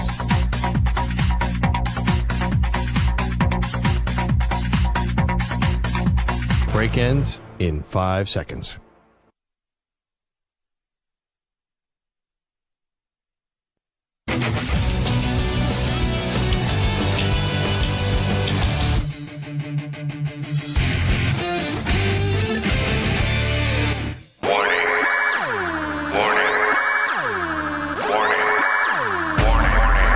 It's a Thursday. What do you have to say? It's the weekly Zach Gelb Show PSA. Who's with me? Let's go! Come on! Alrighty. I'm really annoyed when people aren't polite. And I know people could laugh. You, the guy that yells at people on the radio, gets annoyed when people aren't polite? I'm talking about the simple things. You get off a subway or you get off a train. And the moment the doors open, there are people that are waiting on the platform, and they don't let people out first. It drives me crazy. I'm a large human being. You little lady with the bag over your shoulder, and your man who's like 5'8" that are trying to burst through the doors opening by the train. Where are you going? You're not getting around my large 6'4" fat ass. Alrighty? And then you go to a restaurant. 2 people meet at the entrance of the restaurant. 1 person's exiting. The person that opens the door at the restaurant, you would think, oh, let this person out. No, they barge right in. It's simple etiquette. If you get to a door at the same time, the person that is leaving the train, leaving the establishment, leaves first. It's so easy. Not the person that arrives at the front of the door, just bursts through. You let the person out. And then also, when you're on an airplane, when someone's seated in front of you and the plane lands, I don't understand why people jump up right away to get to the overhead bin, and then you let the person out in front of you first. Not just be some pretentious meanie. I was about to say a word that I wasn't allowed to say on the radio. Alrighty, that's my PSA. Go ahead, Samter. What do you got? All right, mine has something to do with something that happened this week in sports. Or I guess today in sports. You're really serious here. Yeah, because I don't know. Really... Like, you have like a somber tone to you. Did I miss something? Because I feel for the fan base in Oakland. That not only have they lost the Raiders, they're now losing the A's as MLB owners have officially voted to approve the A's move from Oakland to Vegas. Unanimous. And what pisses me the bleep off is when these high and mighty billionaire owners who have money out the wazoo, who could literally buy a city if they wanted to, who could fund the average American's life for a lifetime and their kids without even thinking twice about it. Give these sob story statements and these sad goodbyes. We tried everything.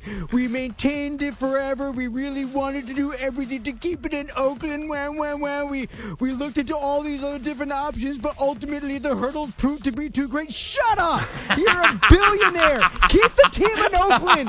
You want to say that you care about the fan base in Oakland? Keep them in Oakland. You're a billionaire. Fine, maybe you're not making quite as much money. Fine, maybe the Coliseum is old and crappy and you need a new stadium. Fine, suck it up and deal if you care about the fan bases. Don't try to give the sob story that you had to move. You don't have to do anything. You're a business owner. All you care about is the bottom line and the money. You don't care about the fans. You don't care about the players. You don't care about anything else but yourself and the bottom line. So don't give me this sob story. Get the hell out of Oakland. Go to Vegas. And I never want to hear from John Fisher again. I kind of agree with everything that you just said.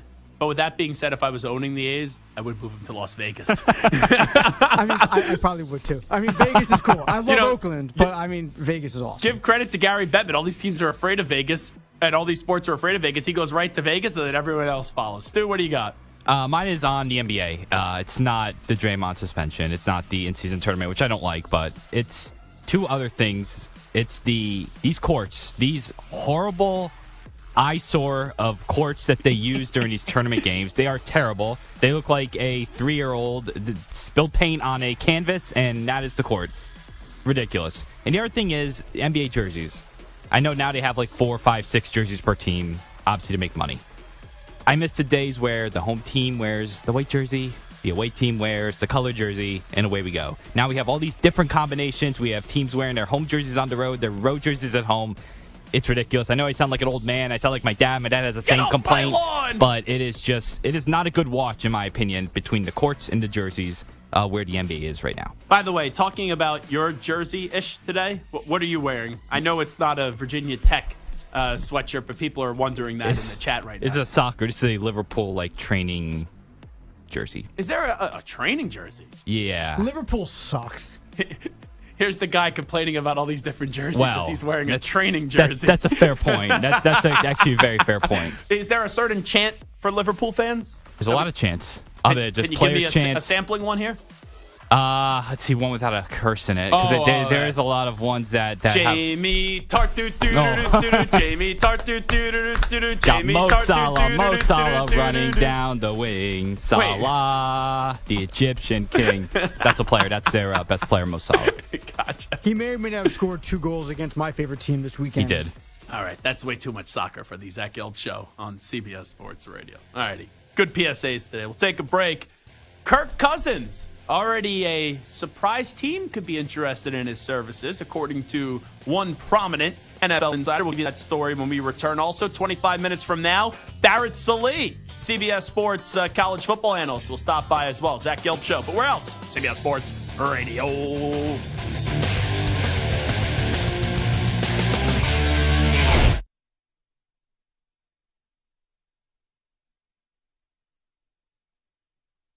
You're in a 5-minute break.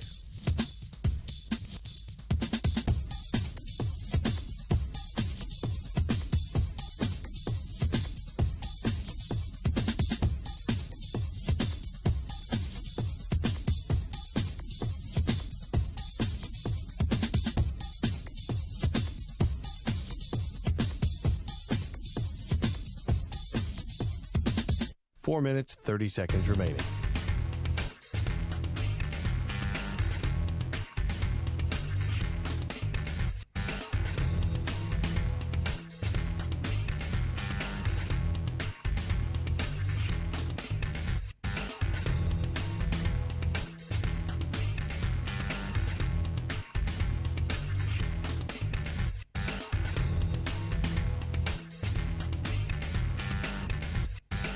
Four minutes remaining.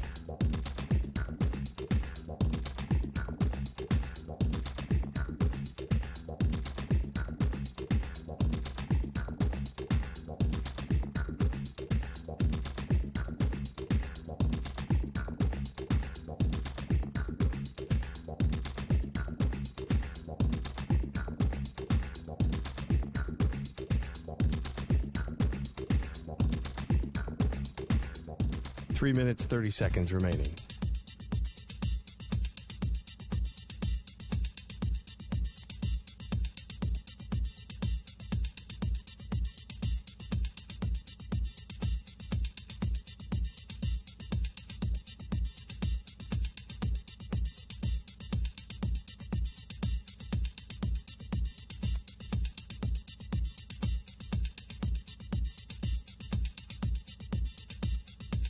Three minutes remaining.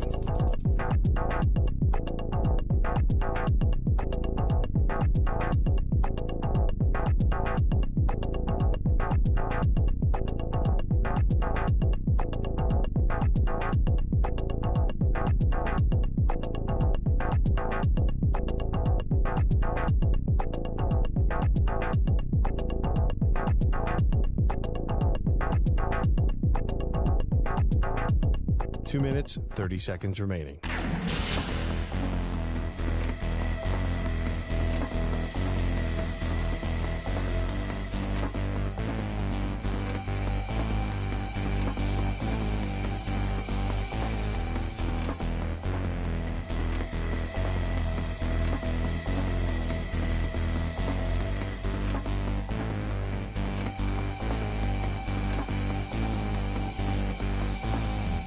Two minutes remaining.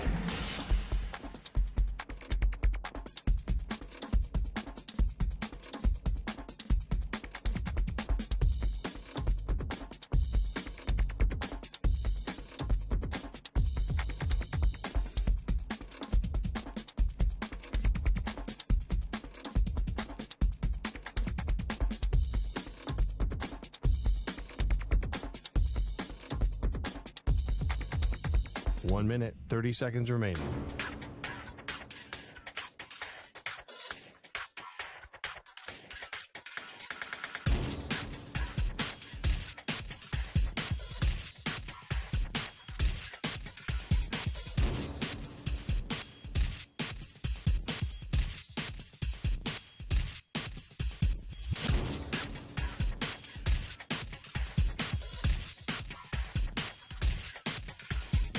One minute remaining.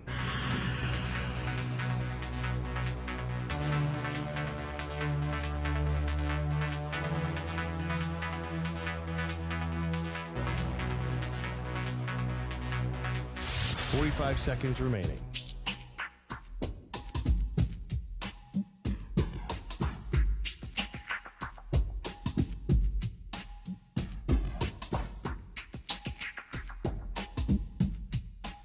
Seconds remaining.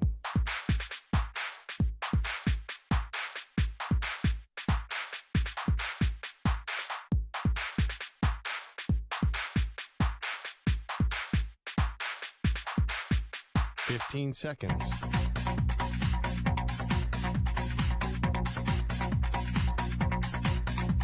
Break ends in 5 seconds.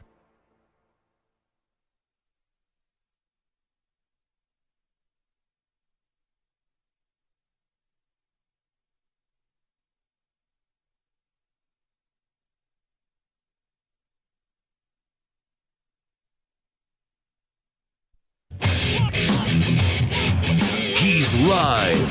He's nationwide on CBS Sports Radio. This is the Zach Gelb Show.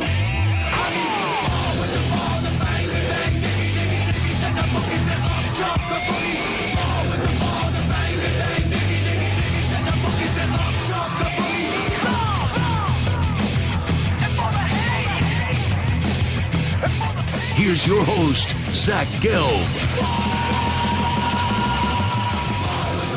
Alrighty, hour number 3 of our radio program. It is the Zach Gelb Show on CBS Sports Radio. We'll tell you about one prominent NFL insider who already has a sleeper team where Kirk Cousins could wind up for next season in the NFL. Barrett Sallee is going to stop by 20 minutes from now. But first, let's hit the phones. 855-212-4CBS, 855-212-4227. Let's go to Mike in Atlanta next up on the Zach Gelb Show on CBS Sports Radio. Mike, what's happening?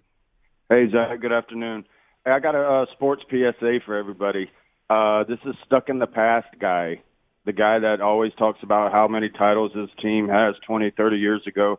And I'm talking to you in the NFL, Dallas Cowboys, and I'm talking to you in the NCAA, Miami Hurricanes. And also, real quick, I have a movie that you'll cry to, and I promise you 100% a man. If you don't, if you say you didn't cry in it, you're lying. And it's a sports movie, The Champ, with John Voight and Ricky Schroeder.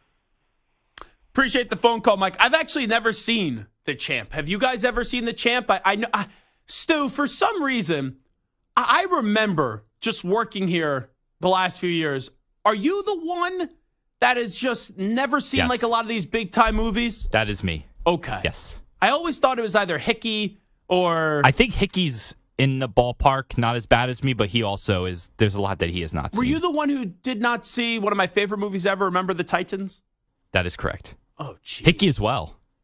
Did you not go to school as a kid? I didn't watch movies. That and what's the movie? We Are the Jamaican Bobsled Team. Cool Runnings. Cool Runnings. Thank you. Feel the rhythm, feel the rhyme, get on up. It's Bobsled time. Cool Runnings. Whenever we couldn't have recess in school and they would bring in that archaic TV into the room, it was Cool Runnings and it was also Remember the Titans. That's the two movies they would always I've seen play. Remember the Titans. I've never seen Remember the Titans.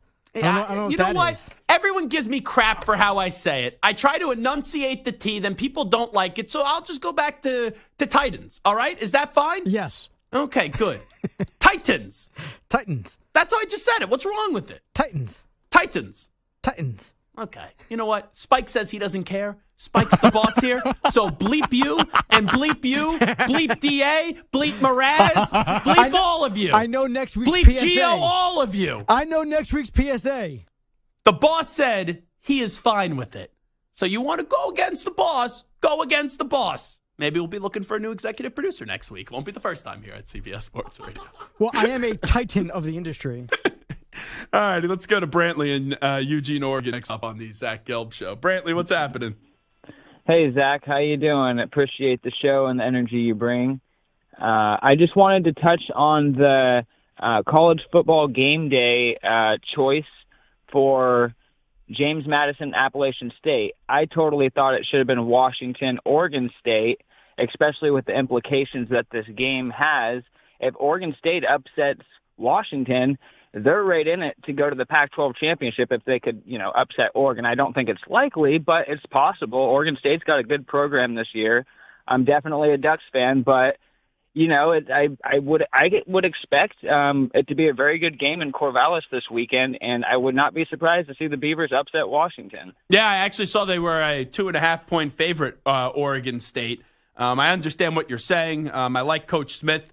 He is phenomenal. DJ Uiagalelei is a really good story. Maybe I'm just going to be a dumb gambler here, and it won't be the first time and it won't be the last time, but I will take Kalen DeBoer's squad plus the 2.5. The game day decision, I think it's two things. Now, they obviously embraced Colorado before the start of the season, but it's so awkward with the Pac-12 ending and all these schools leaving the Pac-12. I do wonder if that factors into the decision. And the other part is, I do have a soft spot when the smaller school is having this great season. Because when I was at Temple beat Penn State for the first time in 74 years. And then they had Notre Dame, and Temple was undefeated, and they got game day. Temple would never have game day. And I know James Madison has had a lot of success, and now, being in Division I, and it's ridiculous with the rule, and they're not going to win, how they're not going to be eligible for postseason play and all that nonsense. It's the NCAA has a bunch of stupid rules, but that's one of the dumbest outside of vacating wins and that practice that the NCAA does. But I can't crush game day going to James Madison because, Washington, I don't know about Oregon State just because they don't really have a conference moving forward. Those schools you would think will be in the running for future years for game day. I don't know how sustainable this is going to be at James Madison, but I can understand the gripe. It's just not something that I'm irate about. I will tell you this, though. I love game day. I'm always a sucker for game day. I think McAfee has been a really good addition to the show. My favorite part actually is the social media before when Kirk Herbstreit goes up to Lee Corso and just the relationship that they have and the videos that they post talking right before the game. I absolutely love that. I've been watching, though, a lot more, though, of the Fox show. Now, I'm not a big fan of Urban Liar, but the other guys on the show, I think Mark Ingram's been a phenomenal addition. I like Brady Quinn. I like Matt Leinart a lot, too. That show, when it got launched, obviously you're going to try to get into the sandbox there and get into the real estate that is college football. But I never thought it would drag my interest as much as it has, where I have been flipping back and forth between both shows a lot the last few years. And I will say, listen, Urban Meyer is certainly not the greatest human being on the planet. Yeah, He's certainly not the most, I said the Urban Liar thing kind of like in jest. Yeah, but listen, he certainly comes off as not being a likable guy, whether it's, what got him fired in Jacksonville, that video, or just all the different scandals that have followed him around from school to school to school. But he is an awesome analyst. He's not afraid to give his opinion. He gives great opinions. He does a podcast now where every single week, it's like every week, Jerry Jones on 105 Through the Fan it's a good point. must-listen-to radio. Every week, this Urban Meyer podcast is must-listen-to podcasting and must-listen-to audio because he says something interesting every single week. I don't like him as a person. I don't like him as a coach. I think he's great on the air. He's a phenomenal football coach. There's obviously a lot of baggage and a lot of things that I don't support that Urban Meyer does, but there is no debating that if you bring Urban Meyer into a college setting, he wins. And when you have won as much as he did with the 2 national championships at Florida and then the national championship at Ohio State, there is just a certain clout that brings. Now, a lot of guys have that clout in different levels. And when they get in front of the camera, they get in front of the microphone, they're still worried about their relationships. They're worried about being honest, or they're worried about their next job. I do believe Urban Meyer recently, ever since the Jacksonville situation, now when he's on Fox and when he does that podcast too, he gives you a lot of good takes. Like, you may not agree with them, but he's not afraid to speak his mind, and that fits his coaching personality when he did things his way as well. All righty, let's get to the prominent NFL insider that is already speculating on a sleeper team for Kirk Cousins this offseason. You like that? You like that? Dan Graziano from ESPN. My sleeper is Green Bay. Jordan Love doesn't look like the answer, and while the Packers are as patient as any team in the league, they are also used to winning. Cousins knows the Packers' offense because it's of Kyle Shanahan's scheme from their time together in Washington, and Cousins and Green Bay coach Matt LaFleur could work well together. I don't think it's that crazy. Now, he's a free agent. It's not great going from Minnesota to Green Bay. But we've seen, before Brett Favre go from Green Bay to New York to Minnesota. Here is my question, though. I could see why the Packers may find it attractive. Will Kirk Cousins find the Packers attractive? You got Romeo Doubs, you got Christian Watson, you got Aaron Jones. You got a defense that has some players, but they're inconsistent. You then leave the Vikings. The Vikings become a major question mark. The Lions are humming. The Bears are very far removed. The Bears have done nothing since, getting to that Super Bowl up against Tony Dungy and the Colts when they had Rex Grossman as their quarterback. So you could go to Green Bay and you could win some games. Looking at the options for Kirk Cousins, you got to monitor San Francisco. Now, Brock Purdy's back in the good graces with the performance that he had last weekend. But if that goes the wrong way, you know the affinity that Kyle Shanahan has for Kirk Cousins. Atlanta is an intriguing destination as well because you look at the NFC South, that division stinks. The Bucs are no good. The Panthers stink. So you go around that division, the Saints, they're holding on, and the train's still driving, and their car's still driving, but you feel the tires get a little wobbly, and they're about to pop off. You go to Atlanta with Arthur Smith, who I just don't get what he's doing recently, especially with the way he's handling Bijan Robinson. It's the wrong way. But you have the weapons there of Bijan Algier, Drake London, a defense that's improved under the new defensive coordinator, Nielsen. I think the Falcons are a good destination. So I hear Green Bay, and I don't think the question is, would the Packers do it, is, would Kirk Cousins want to go there? And right now I would say no, even with the legendary franchise. And, Kirk is a kind of a quirky dude, so you kind of fit into Green Bay where it's all football, and cheese curds and beer and spotted cow. But the smell test on that, it doesn't pass it. Now, I will circle back to a conversation that we had just last week with the legendary Kevin Harlan, who we all know his connections to the Packers organization with his father. It was Harlan last week who said on this show he believes in Matt LaFleur, which I question and I would argue. But this is Kevin Harlan speaking. He believes in Matt LaFleur, but he doesn't think they're just going to give Jordan Love another year just to give him another year. And so far, outside of that comeback at the home opener, Love hasn't really given you enough moments that indicate he's a franchise guy. But if you get rid of Love after this year, and I know it's not a traditional ownership structure in Green Bay, I would say that puts so much pressure on LaFleur and Gutekunst because Gutekunst drove Rodgers out of town. And Love was his guy. He fell in love with Jordan Love. You give up on Love this quickly, you better go get a guy like Kirk Cousins that brings you back to respectability. Because if you don't, then your ass is going to get sent packing, and deservedly so.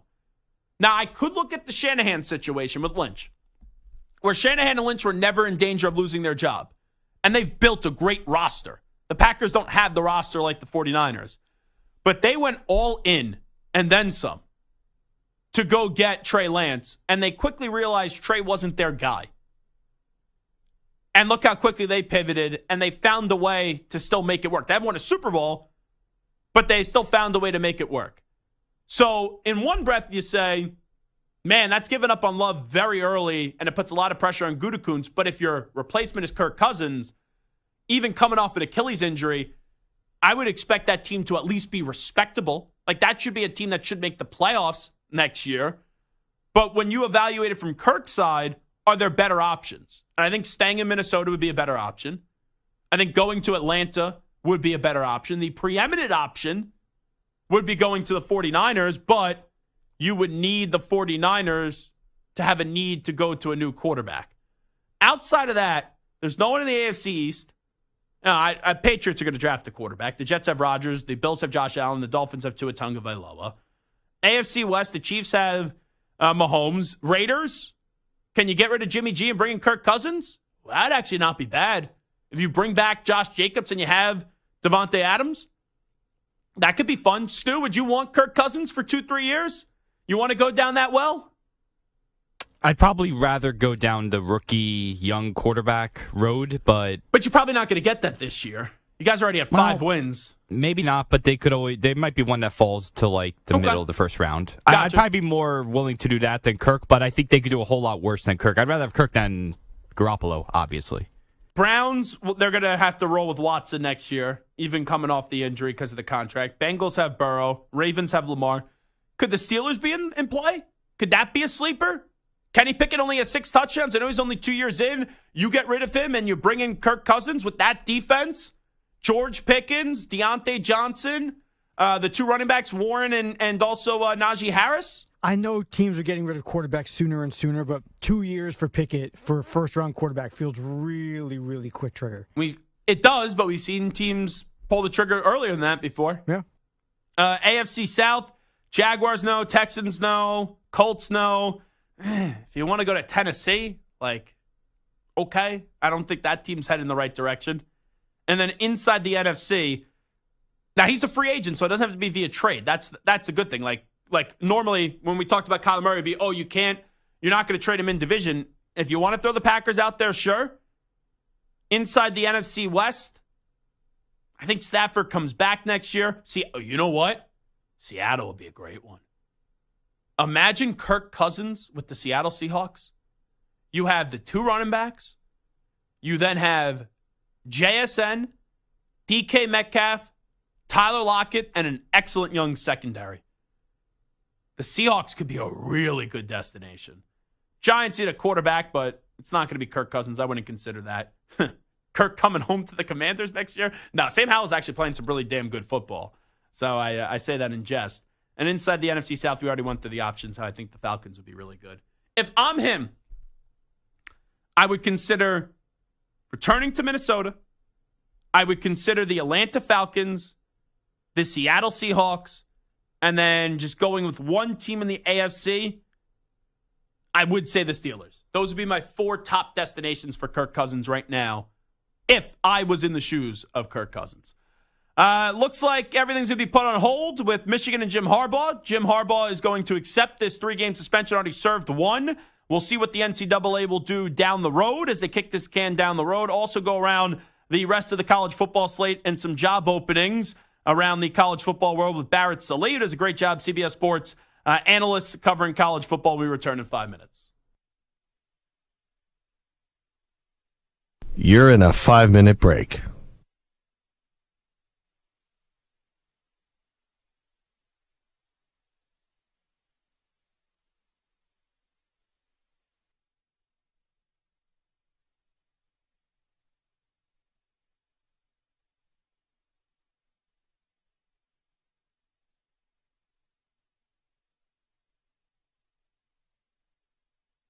Four minutes, 30 seconds remaining.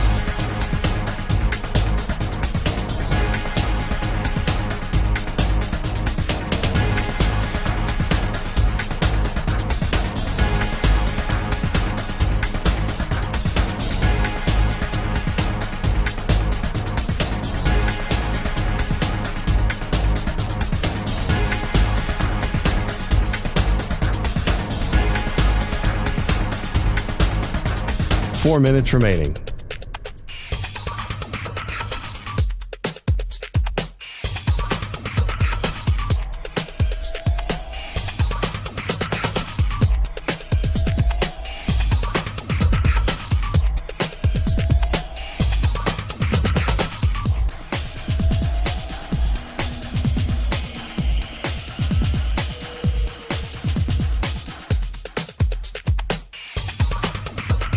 Three minutes, 30 seconds remaining.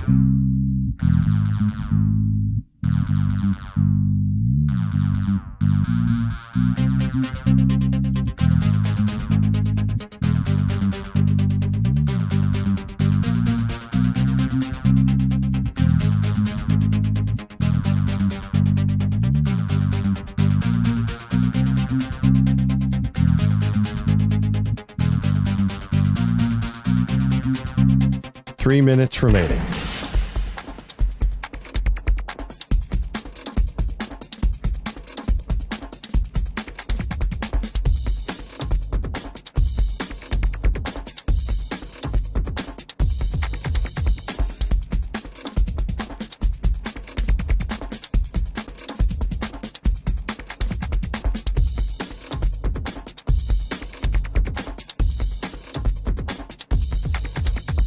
Two minutes, 30 seconds remaining.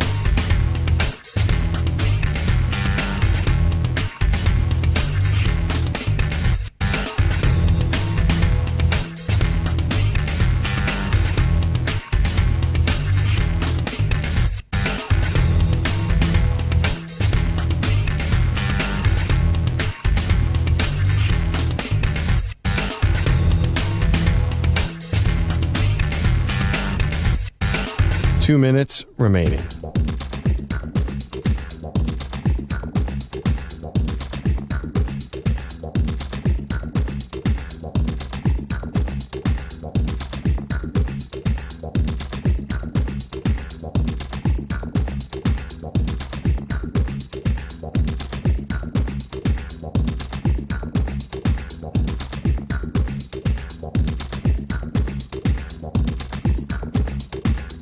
One minute, 30 seconds remaining.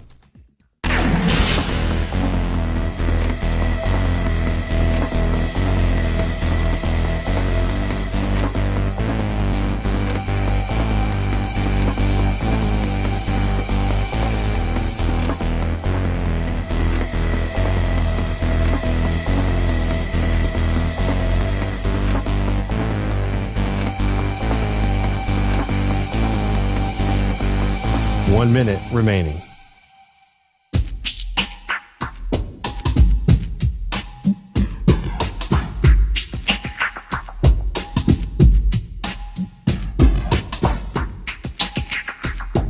.45 seconds remaining.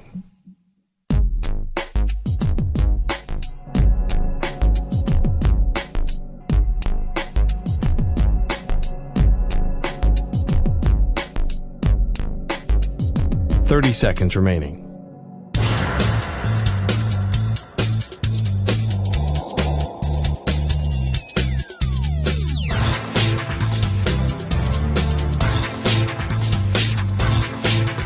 15 seconds.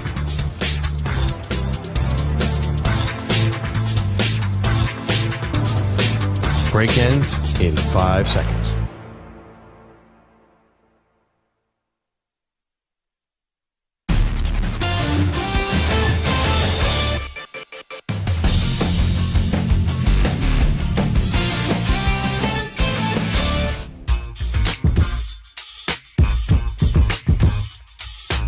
Now back to the Zach Gelb Show. You can stream the NFL on West of One for free, sponsored by AutoZone all season long. You can listen to every West of One broadcast of the NFL live on the NFL app by asking Alexa to open West of One Sports or on the Odyssey app. Get in the zone, AutoZone.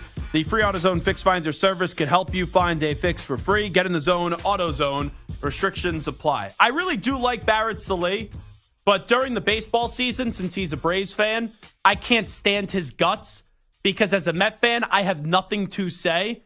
So since it's November, we're in the clear, and I go back to liking Barrett Sallee, who is a tremendous college football insider analyst for CBS, and he joins us right now. Barrett, how are you?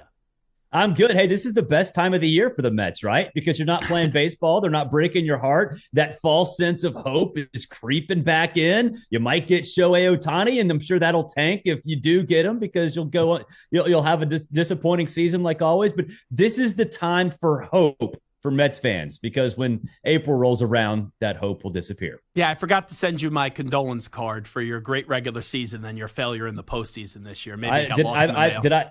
I didn't watch the Mets this postseason. How'd they do? Is that what you're doing now? You're taking a participation trophy that you're not the Mets? That's embarrassing. You're better than that, Barrett Sallee. I expect higher standards from you. I'm really not better than that. All righty, let me start you off with Michigan. So Harbaugh accepts the suspension today. They weren't going to get the injunction in courts, is my understanding. So you take the 2-game suspension, and this gets the can kicked down the road until whatever the NCAA wants to decide. What was your reaction to it? Yeah, not surprised. You know, billable hours are always undefeated, and there were billable hours all week, right? For the lawyers, they got paid. Jim Harbaugh has finality, and Michigan knows what's going on. But this was always going to be the case. There was no precedent for any of this. I mean, basically, the Big Ten took what was an investigation that was not complete and decided to punish based on that. The NCAA still can do whatever it wants to do. So it was all public pressure. The Big Ten had to do something. Michigan couldn't fight this because the PR, the look would be awful. So I'm not surprised at all that this is how it ended up. And now, you know, we have Sharon Moore, one more tune-up before he plays coaches against Ohio State. And, you know, again, going back to all of this, if you gave a coach a preference, do you want to miss a game or do you want to miss the 6 other days? The coach is okay missing the game. Yeah. The 6 other days are what's more important. You know, I'm just wondering because people forget about what happened before the start of the season. And we know the NCAA loves to be petty.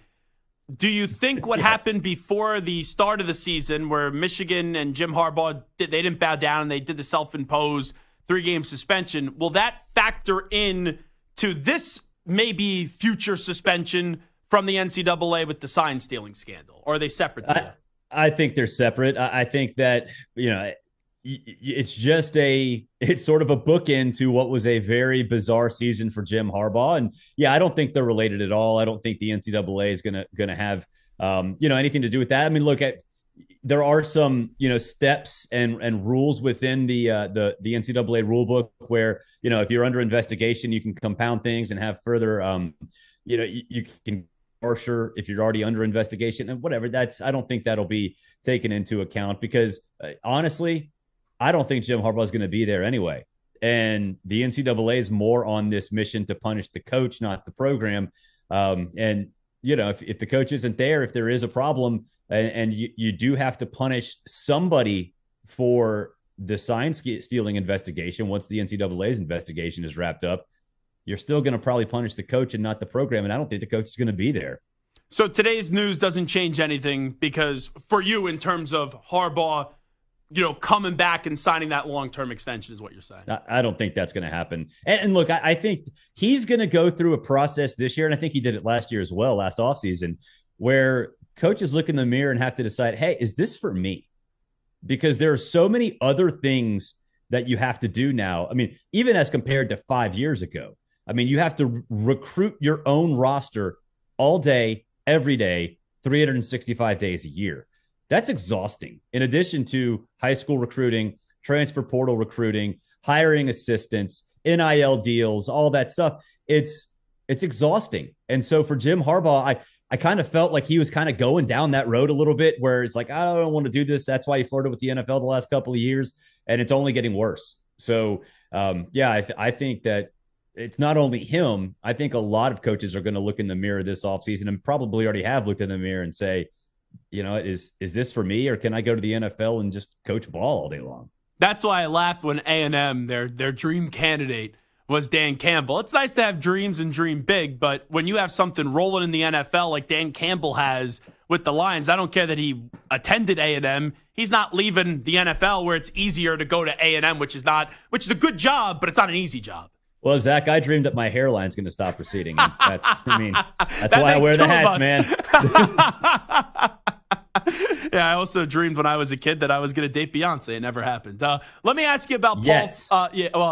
Trust me, I'm not in the same league as Jay-Z. Let me ask you about our favorite college football insider, Paul Feinbaum, these days, where he goes from defending Michigan to trashing Michigan. I saw he was on Dan Patrick today, and he said he'll refuse to recognize Michigan as the national champion if they win it all this year. I think that's ridiculous, but do you think a lot of people share that sentiment that they'll look at this sideways if Michigan goes on to win it all? I don't think people will look at it to that extreme. If Michigan does, and it's funny that I'm going to make the comparison, two completely different scenarios, but the timeline and the reaction are the same. The Auburn Cam Newton 2010 season. The whole month of November, it was kind of simmering. It was there. It was the talk of not just, people in my world, college football, diehards, but also, national sports radio, source TV stations and radio and all that other stuff.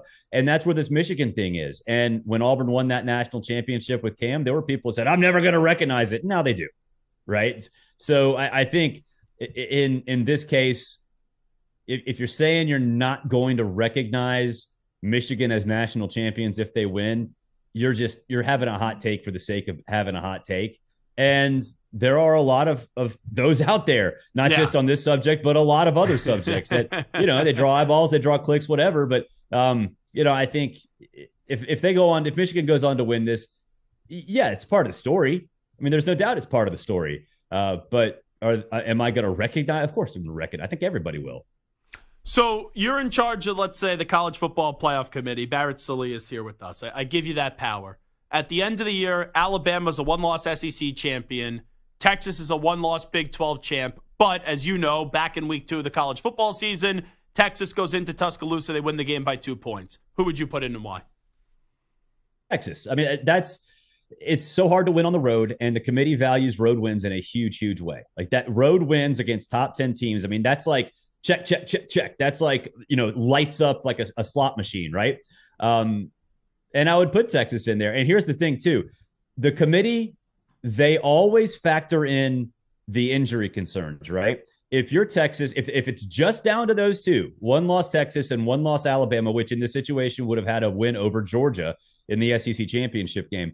If it's just those two, you're going to look at Texas and they're going to say, all right, head-to-head win, and then finished off the season, lost their quarterback midseason, still won games, and then now lost their running back, who was the focal point of that offense, who's not going to be around the rest of the season. So that's more than enough to keep Alabama from jumping them. And is there going to be is the discussion there? Yeah, but I think the only part of that discussion that makes sense to me in this scenario would be Alabama's hotter. Well, yeah, I mean, that's fine.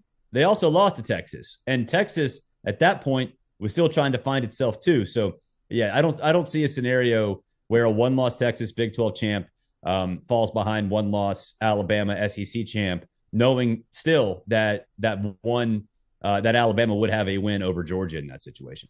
Everything you just said, I agree with, and I would operate the same way.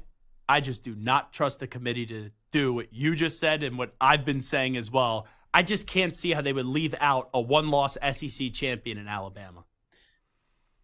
I get it, but if we're going to sit here, you're saying that the branding is part of this, right? Yeah, that's what I think the committee will say. I think the game should matter. They won head-to-head. Texas should get in.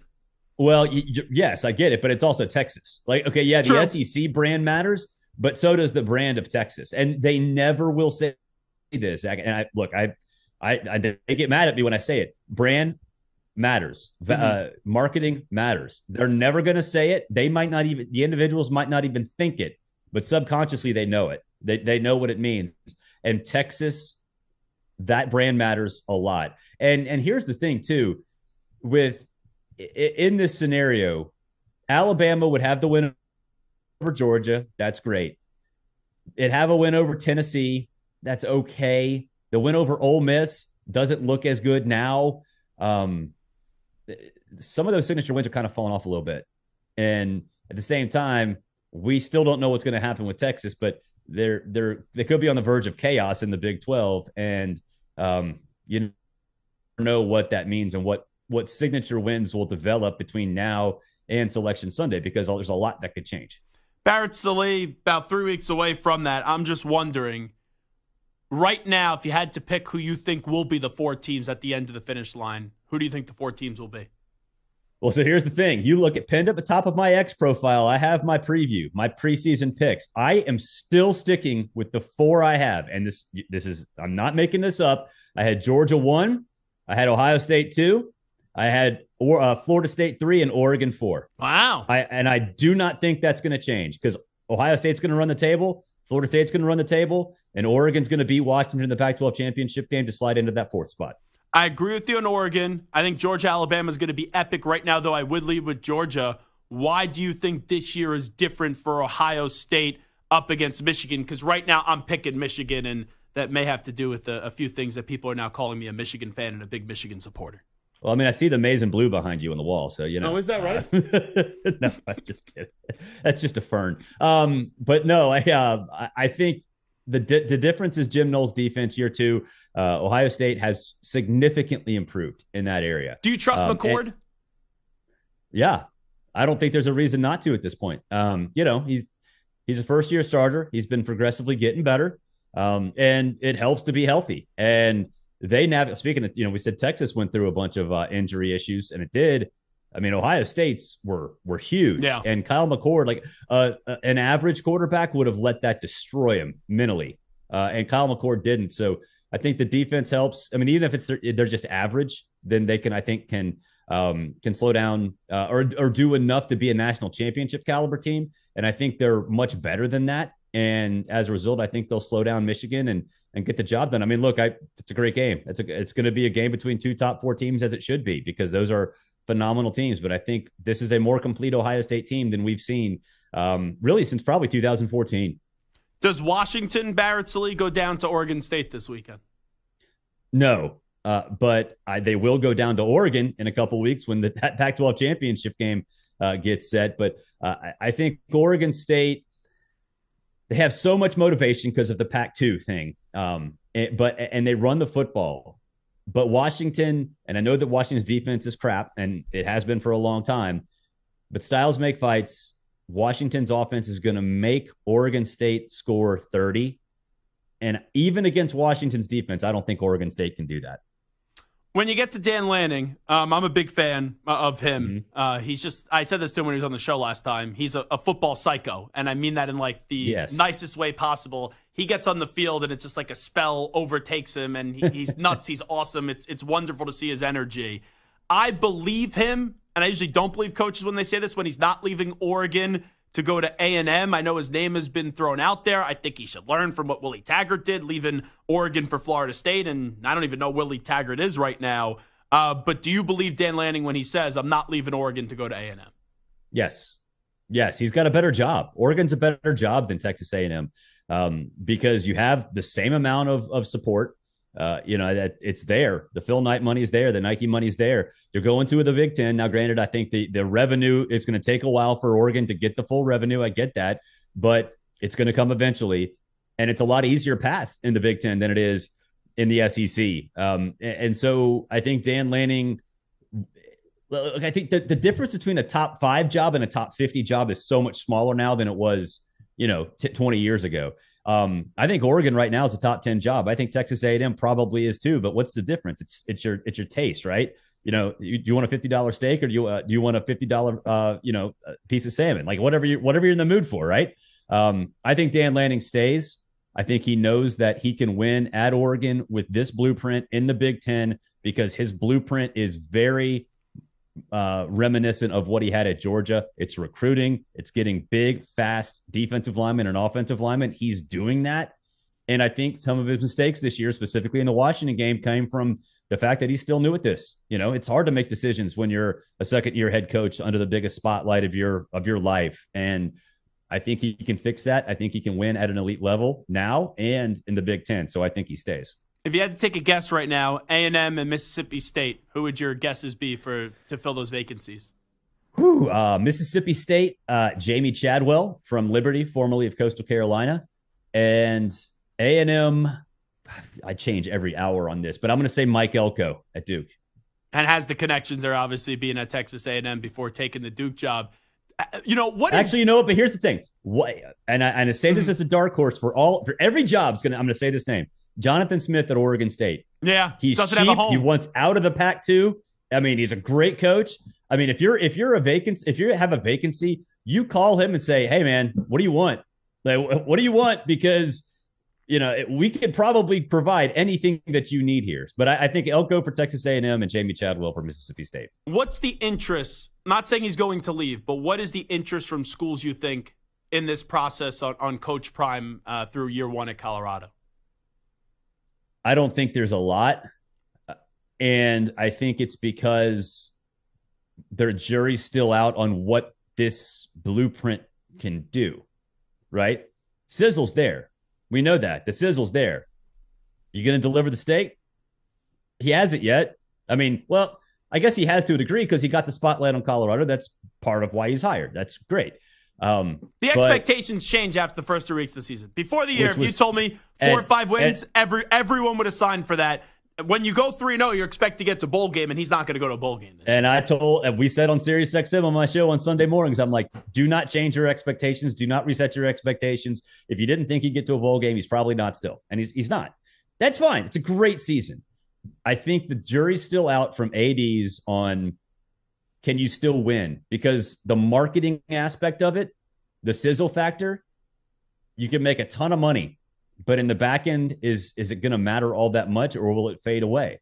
And I think there's a lot of people looking at Colorado thinking, all right, it's the foundation's there, but we still don't know what's going to happen. We don't know if this plan's going to work. And I think a lot will be determined by what he does this offseason to supplement that roster, to actually build that depth, because that's their problem. They have no depth whatsoever, and they need it. He knows it. And I think he's going to have to show it, that he can implement it in order to get looks at other bigger jobs. He is Barrett Sallee, does a phenomenal job covering college football for CBS. Barrett, thanks so much for the time. Always appreciate it. You too, Zach. Go Braves. There he is. Barrett Sallee, right at the end of the conversation, getting his Braves propaganda. Ugh, I can't stand him on Twitter when he's chiming and popping off about his Atlanta Braves. Good stuff there. We'll react to what he said about Dan Lanning on the other side. Plus, we'll give you a thought on this big Thursday night football showdown that comes your way a few minutes after 8 tonight, which you could listen via Westwood One, watch at Amazon Prime, between the Ravens and the Bengals. Update time first. Here he is, the Act Man, Rich Ackerman.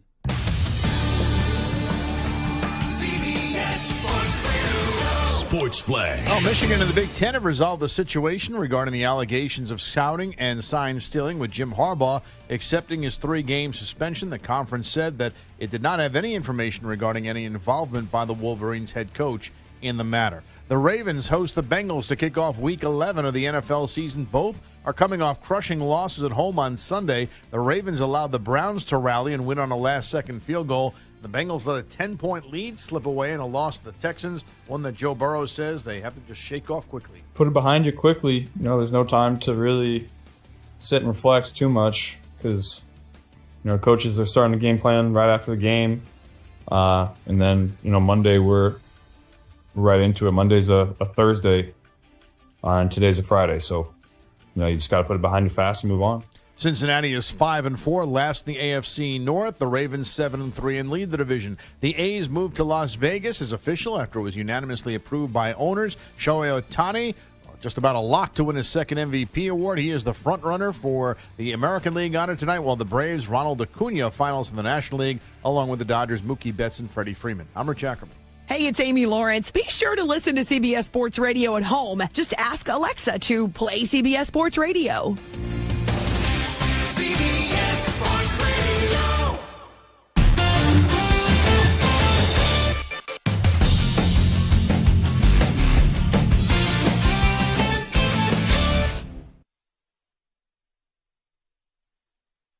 You're in a 5-minute break.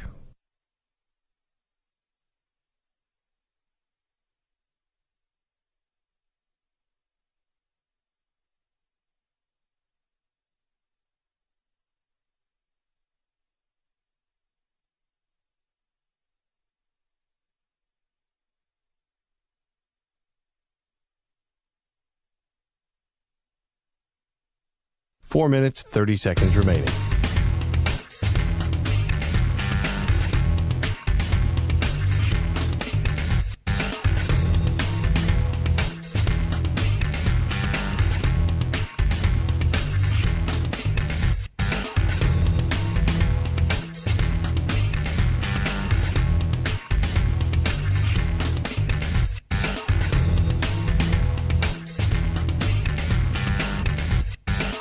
Four minutes remaining.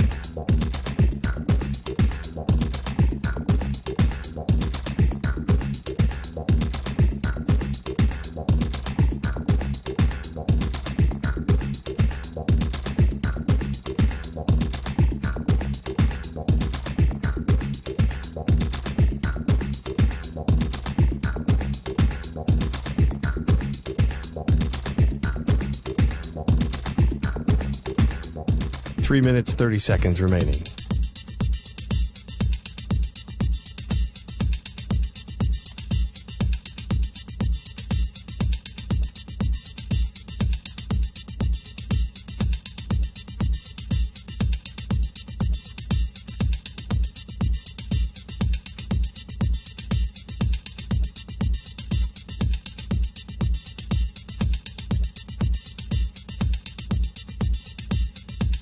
Three minutes remaining.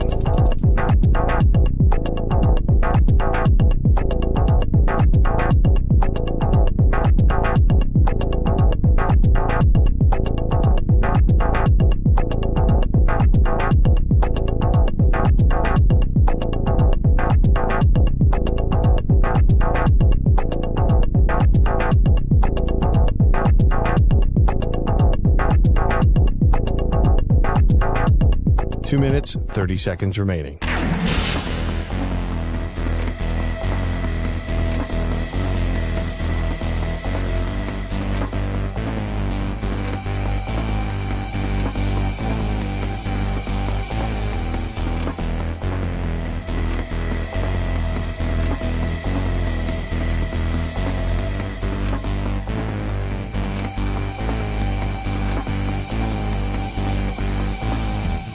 Two minutes remaining.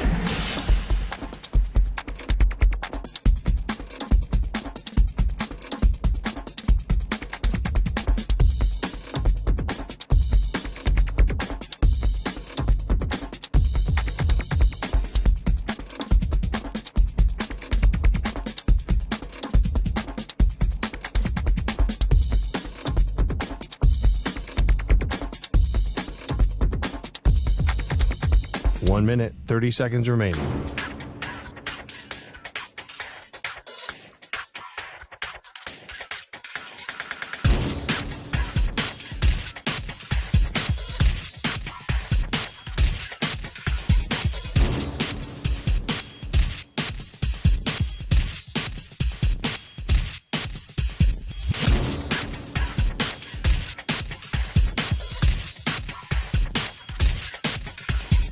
One minute remaining.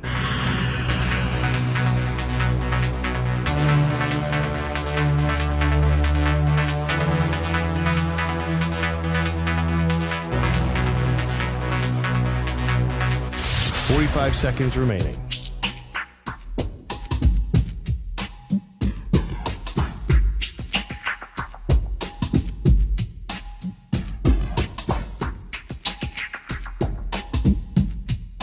30 seconds remaining.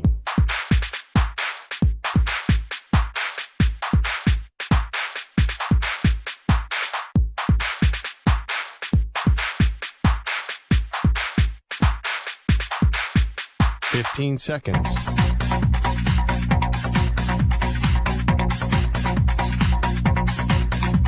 Break ends in 5 seconds.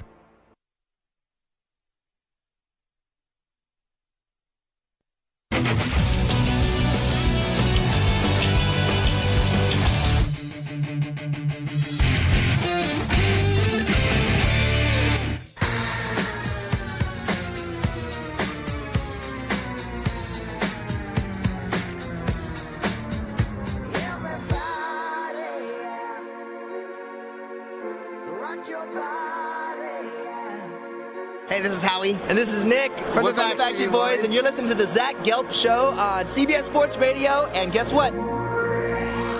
Zach is back. All right. He's live. He's nationwide on CBS Sports Radio. This is the Zach Gelb Show.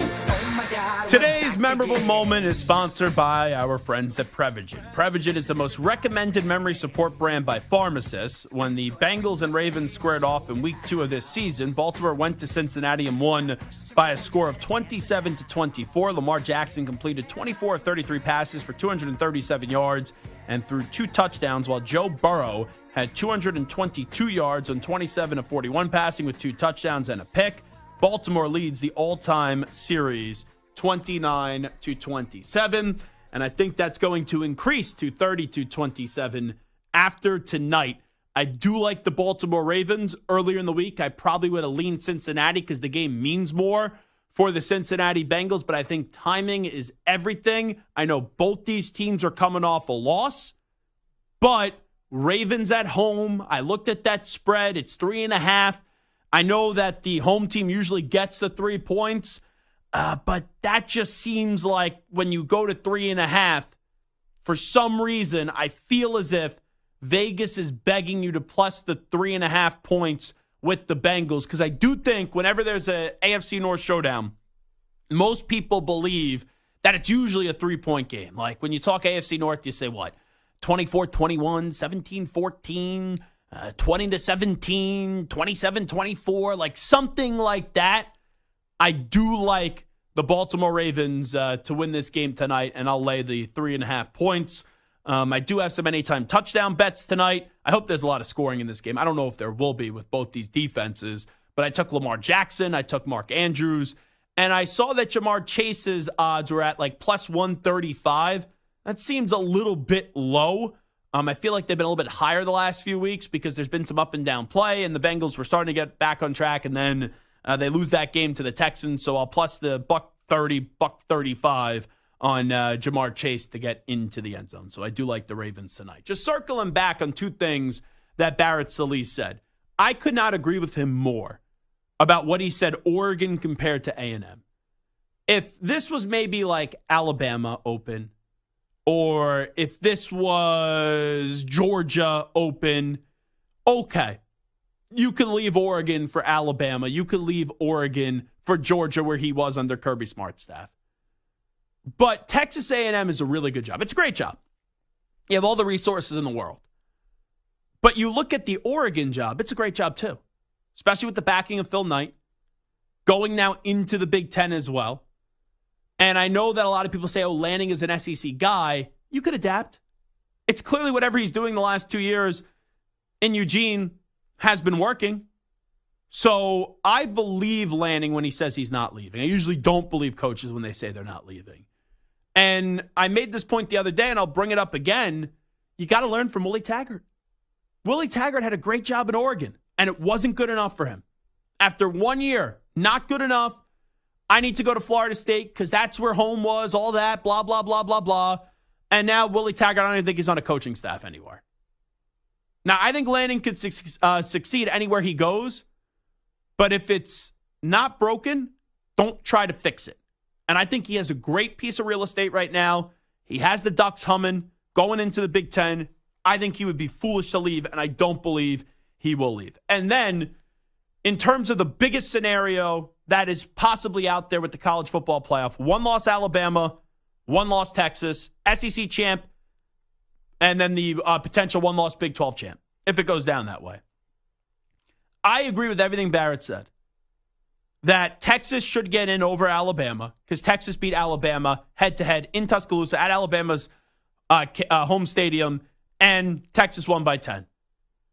Even though it's logical and even though it makes all the sense of the world for Texas to get in over Alabama, I just don't trust the committee to leave out a 1-loss SEC champ, especially in Alabama. Now, Barrett makes a good point.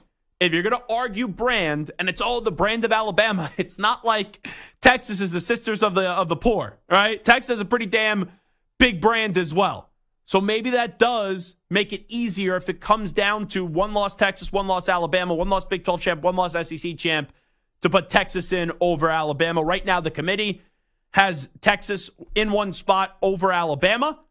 But if Alabama wins, they'll have that victory up against number 1 Georgia in the SEC title game because Georgia's back in the number 1 spot. I don't think they're going to move off of it from now until the final rankings of the year, where if they lose the SEC championship, then they would be out of the college football playoff picture. All righty, that concludes a very busy Thursday edition of the Zach Gelb Show. Appreciate Leslie Frazier, former defensive coordinator for the Bills and also head coach of the Minnesota Vikings via the NFL Network.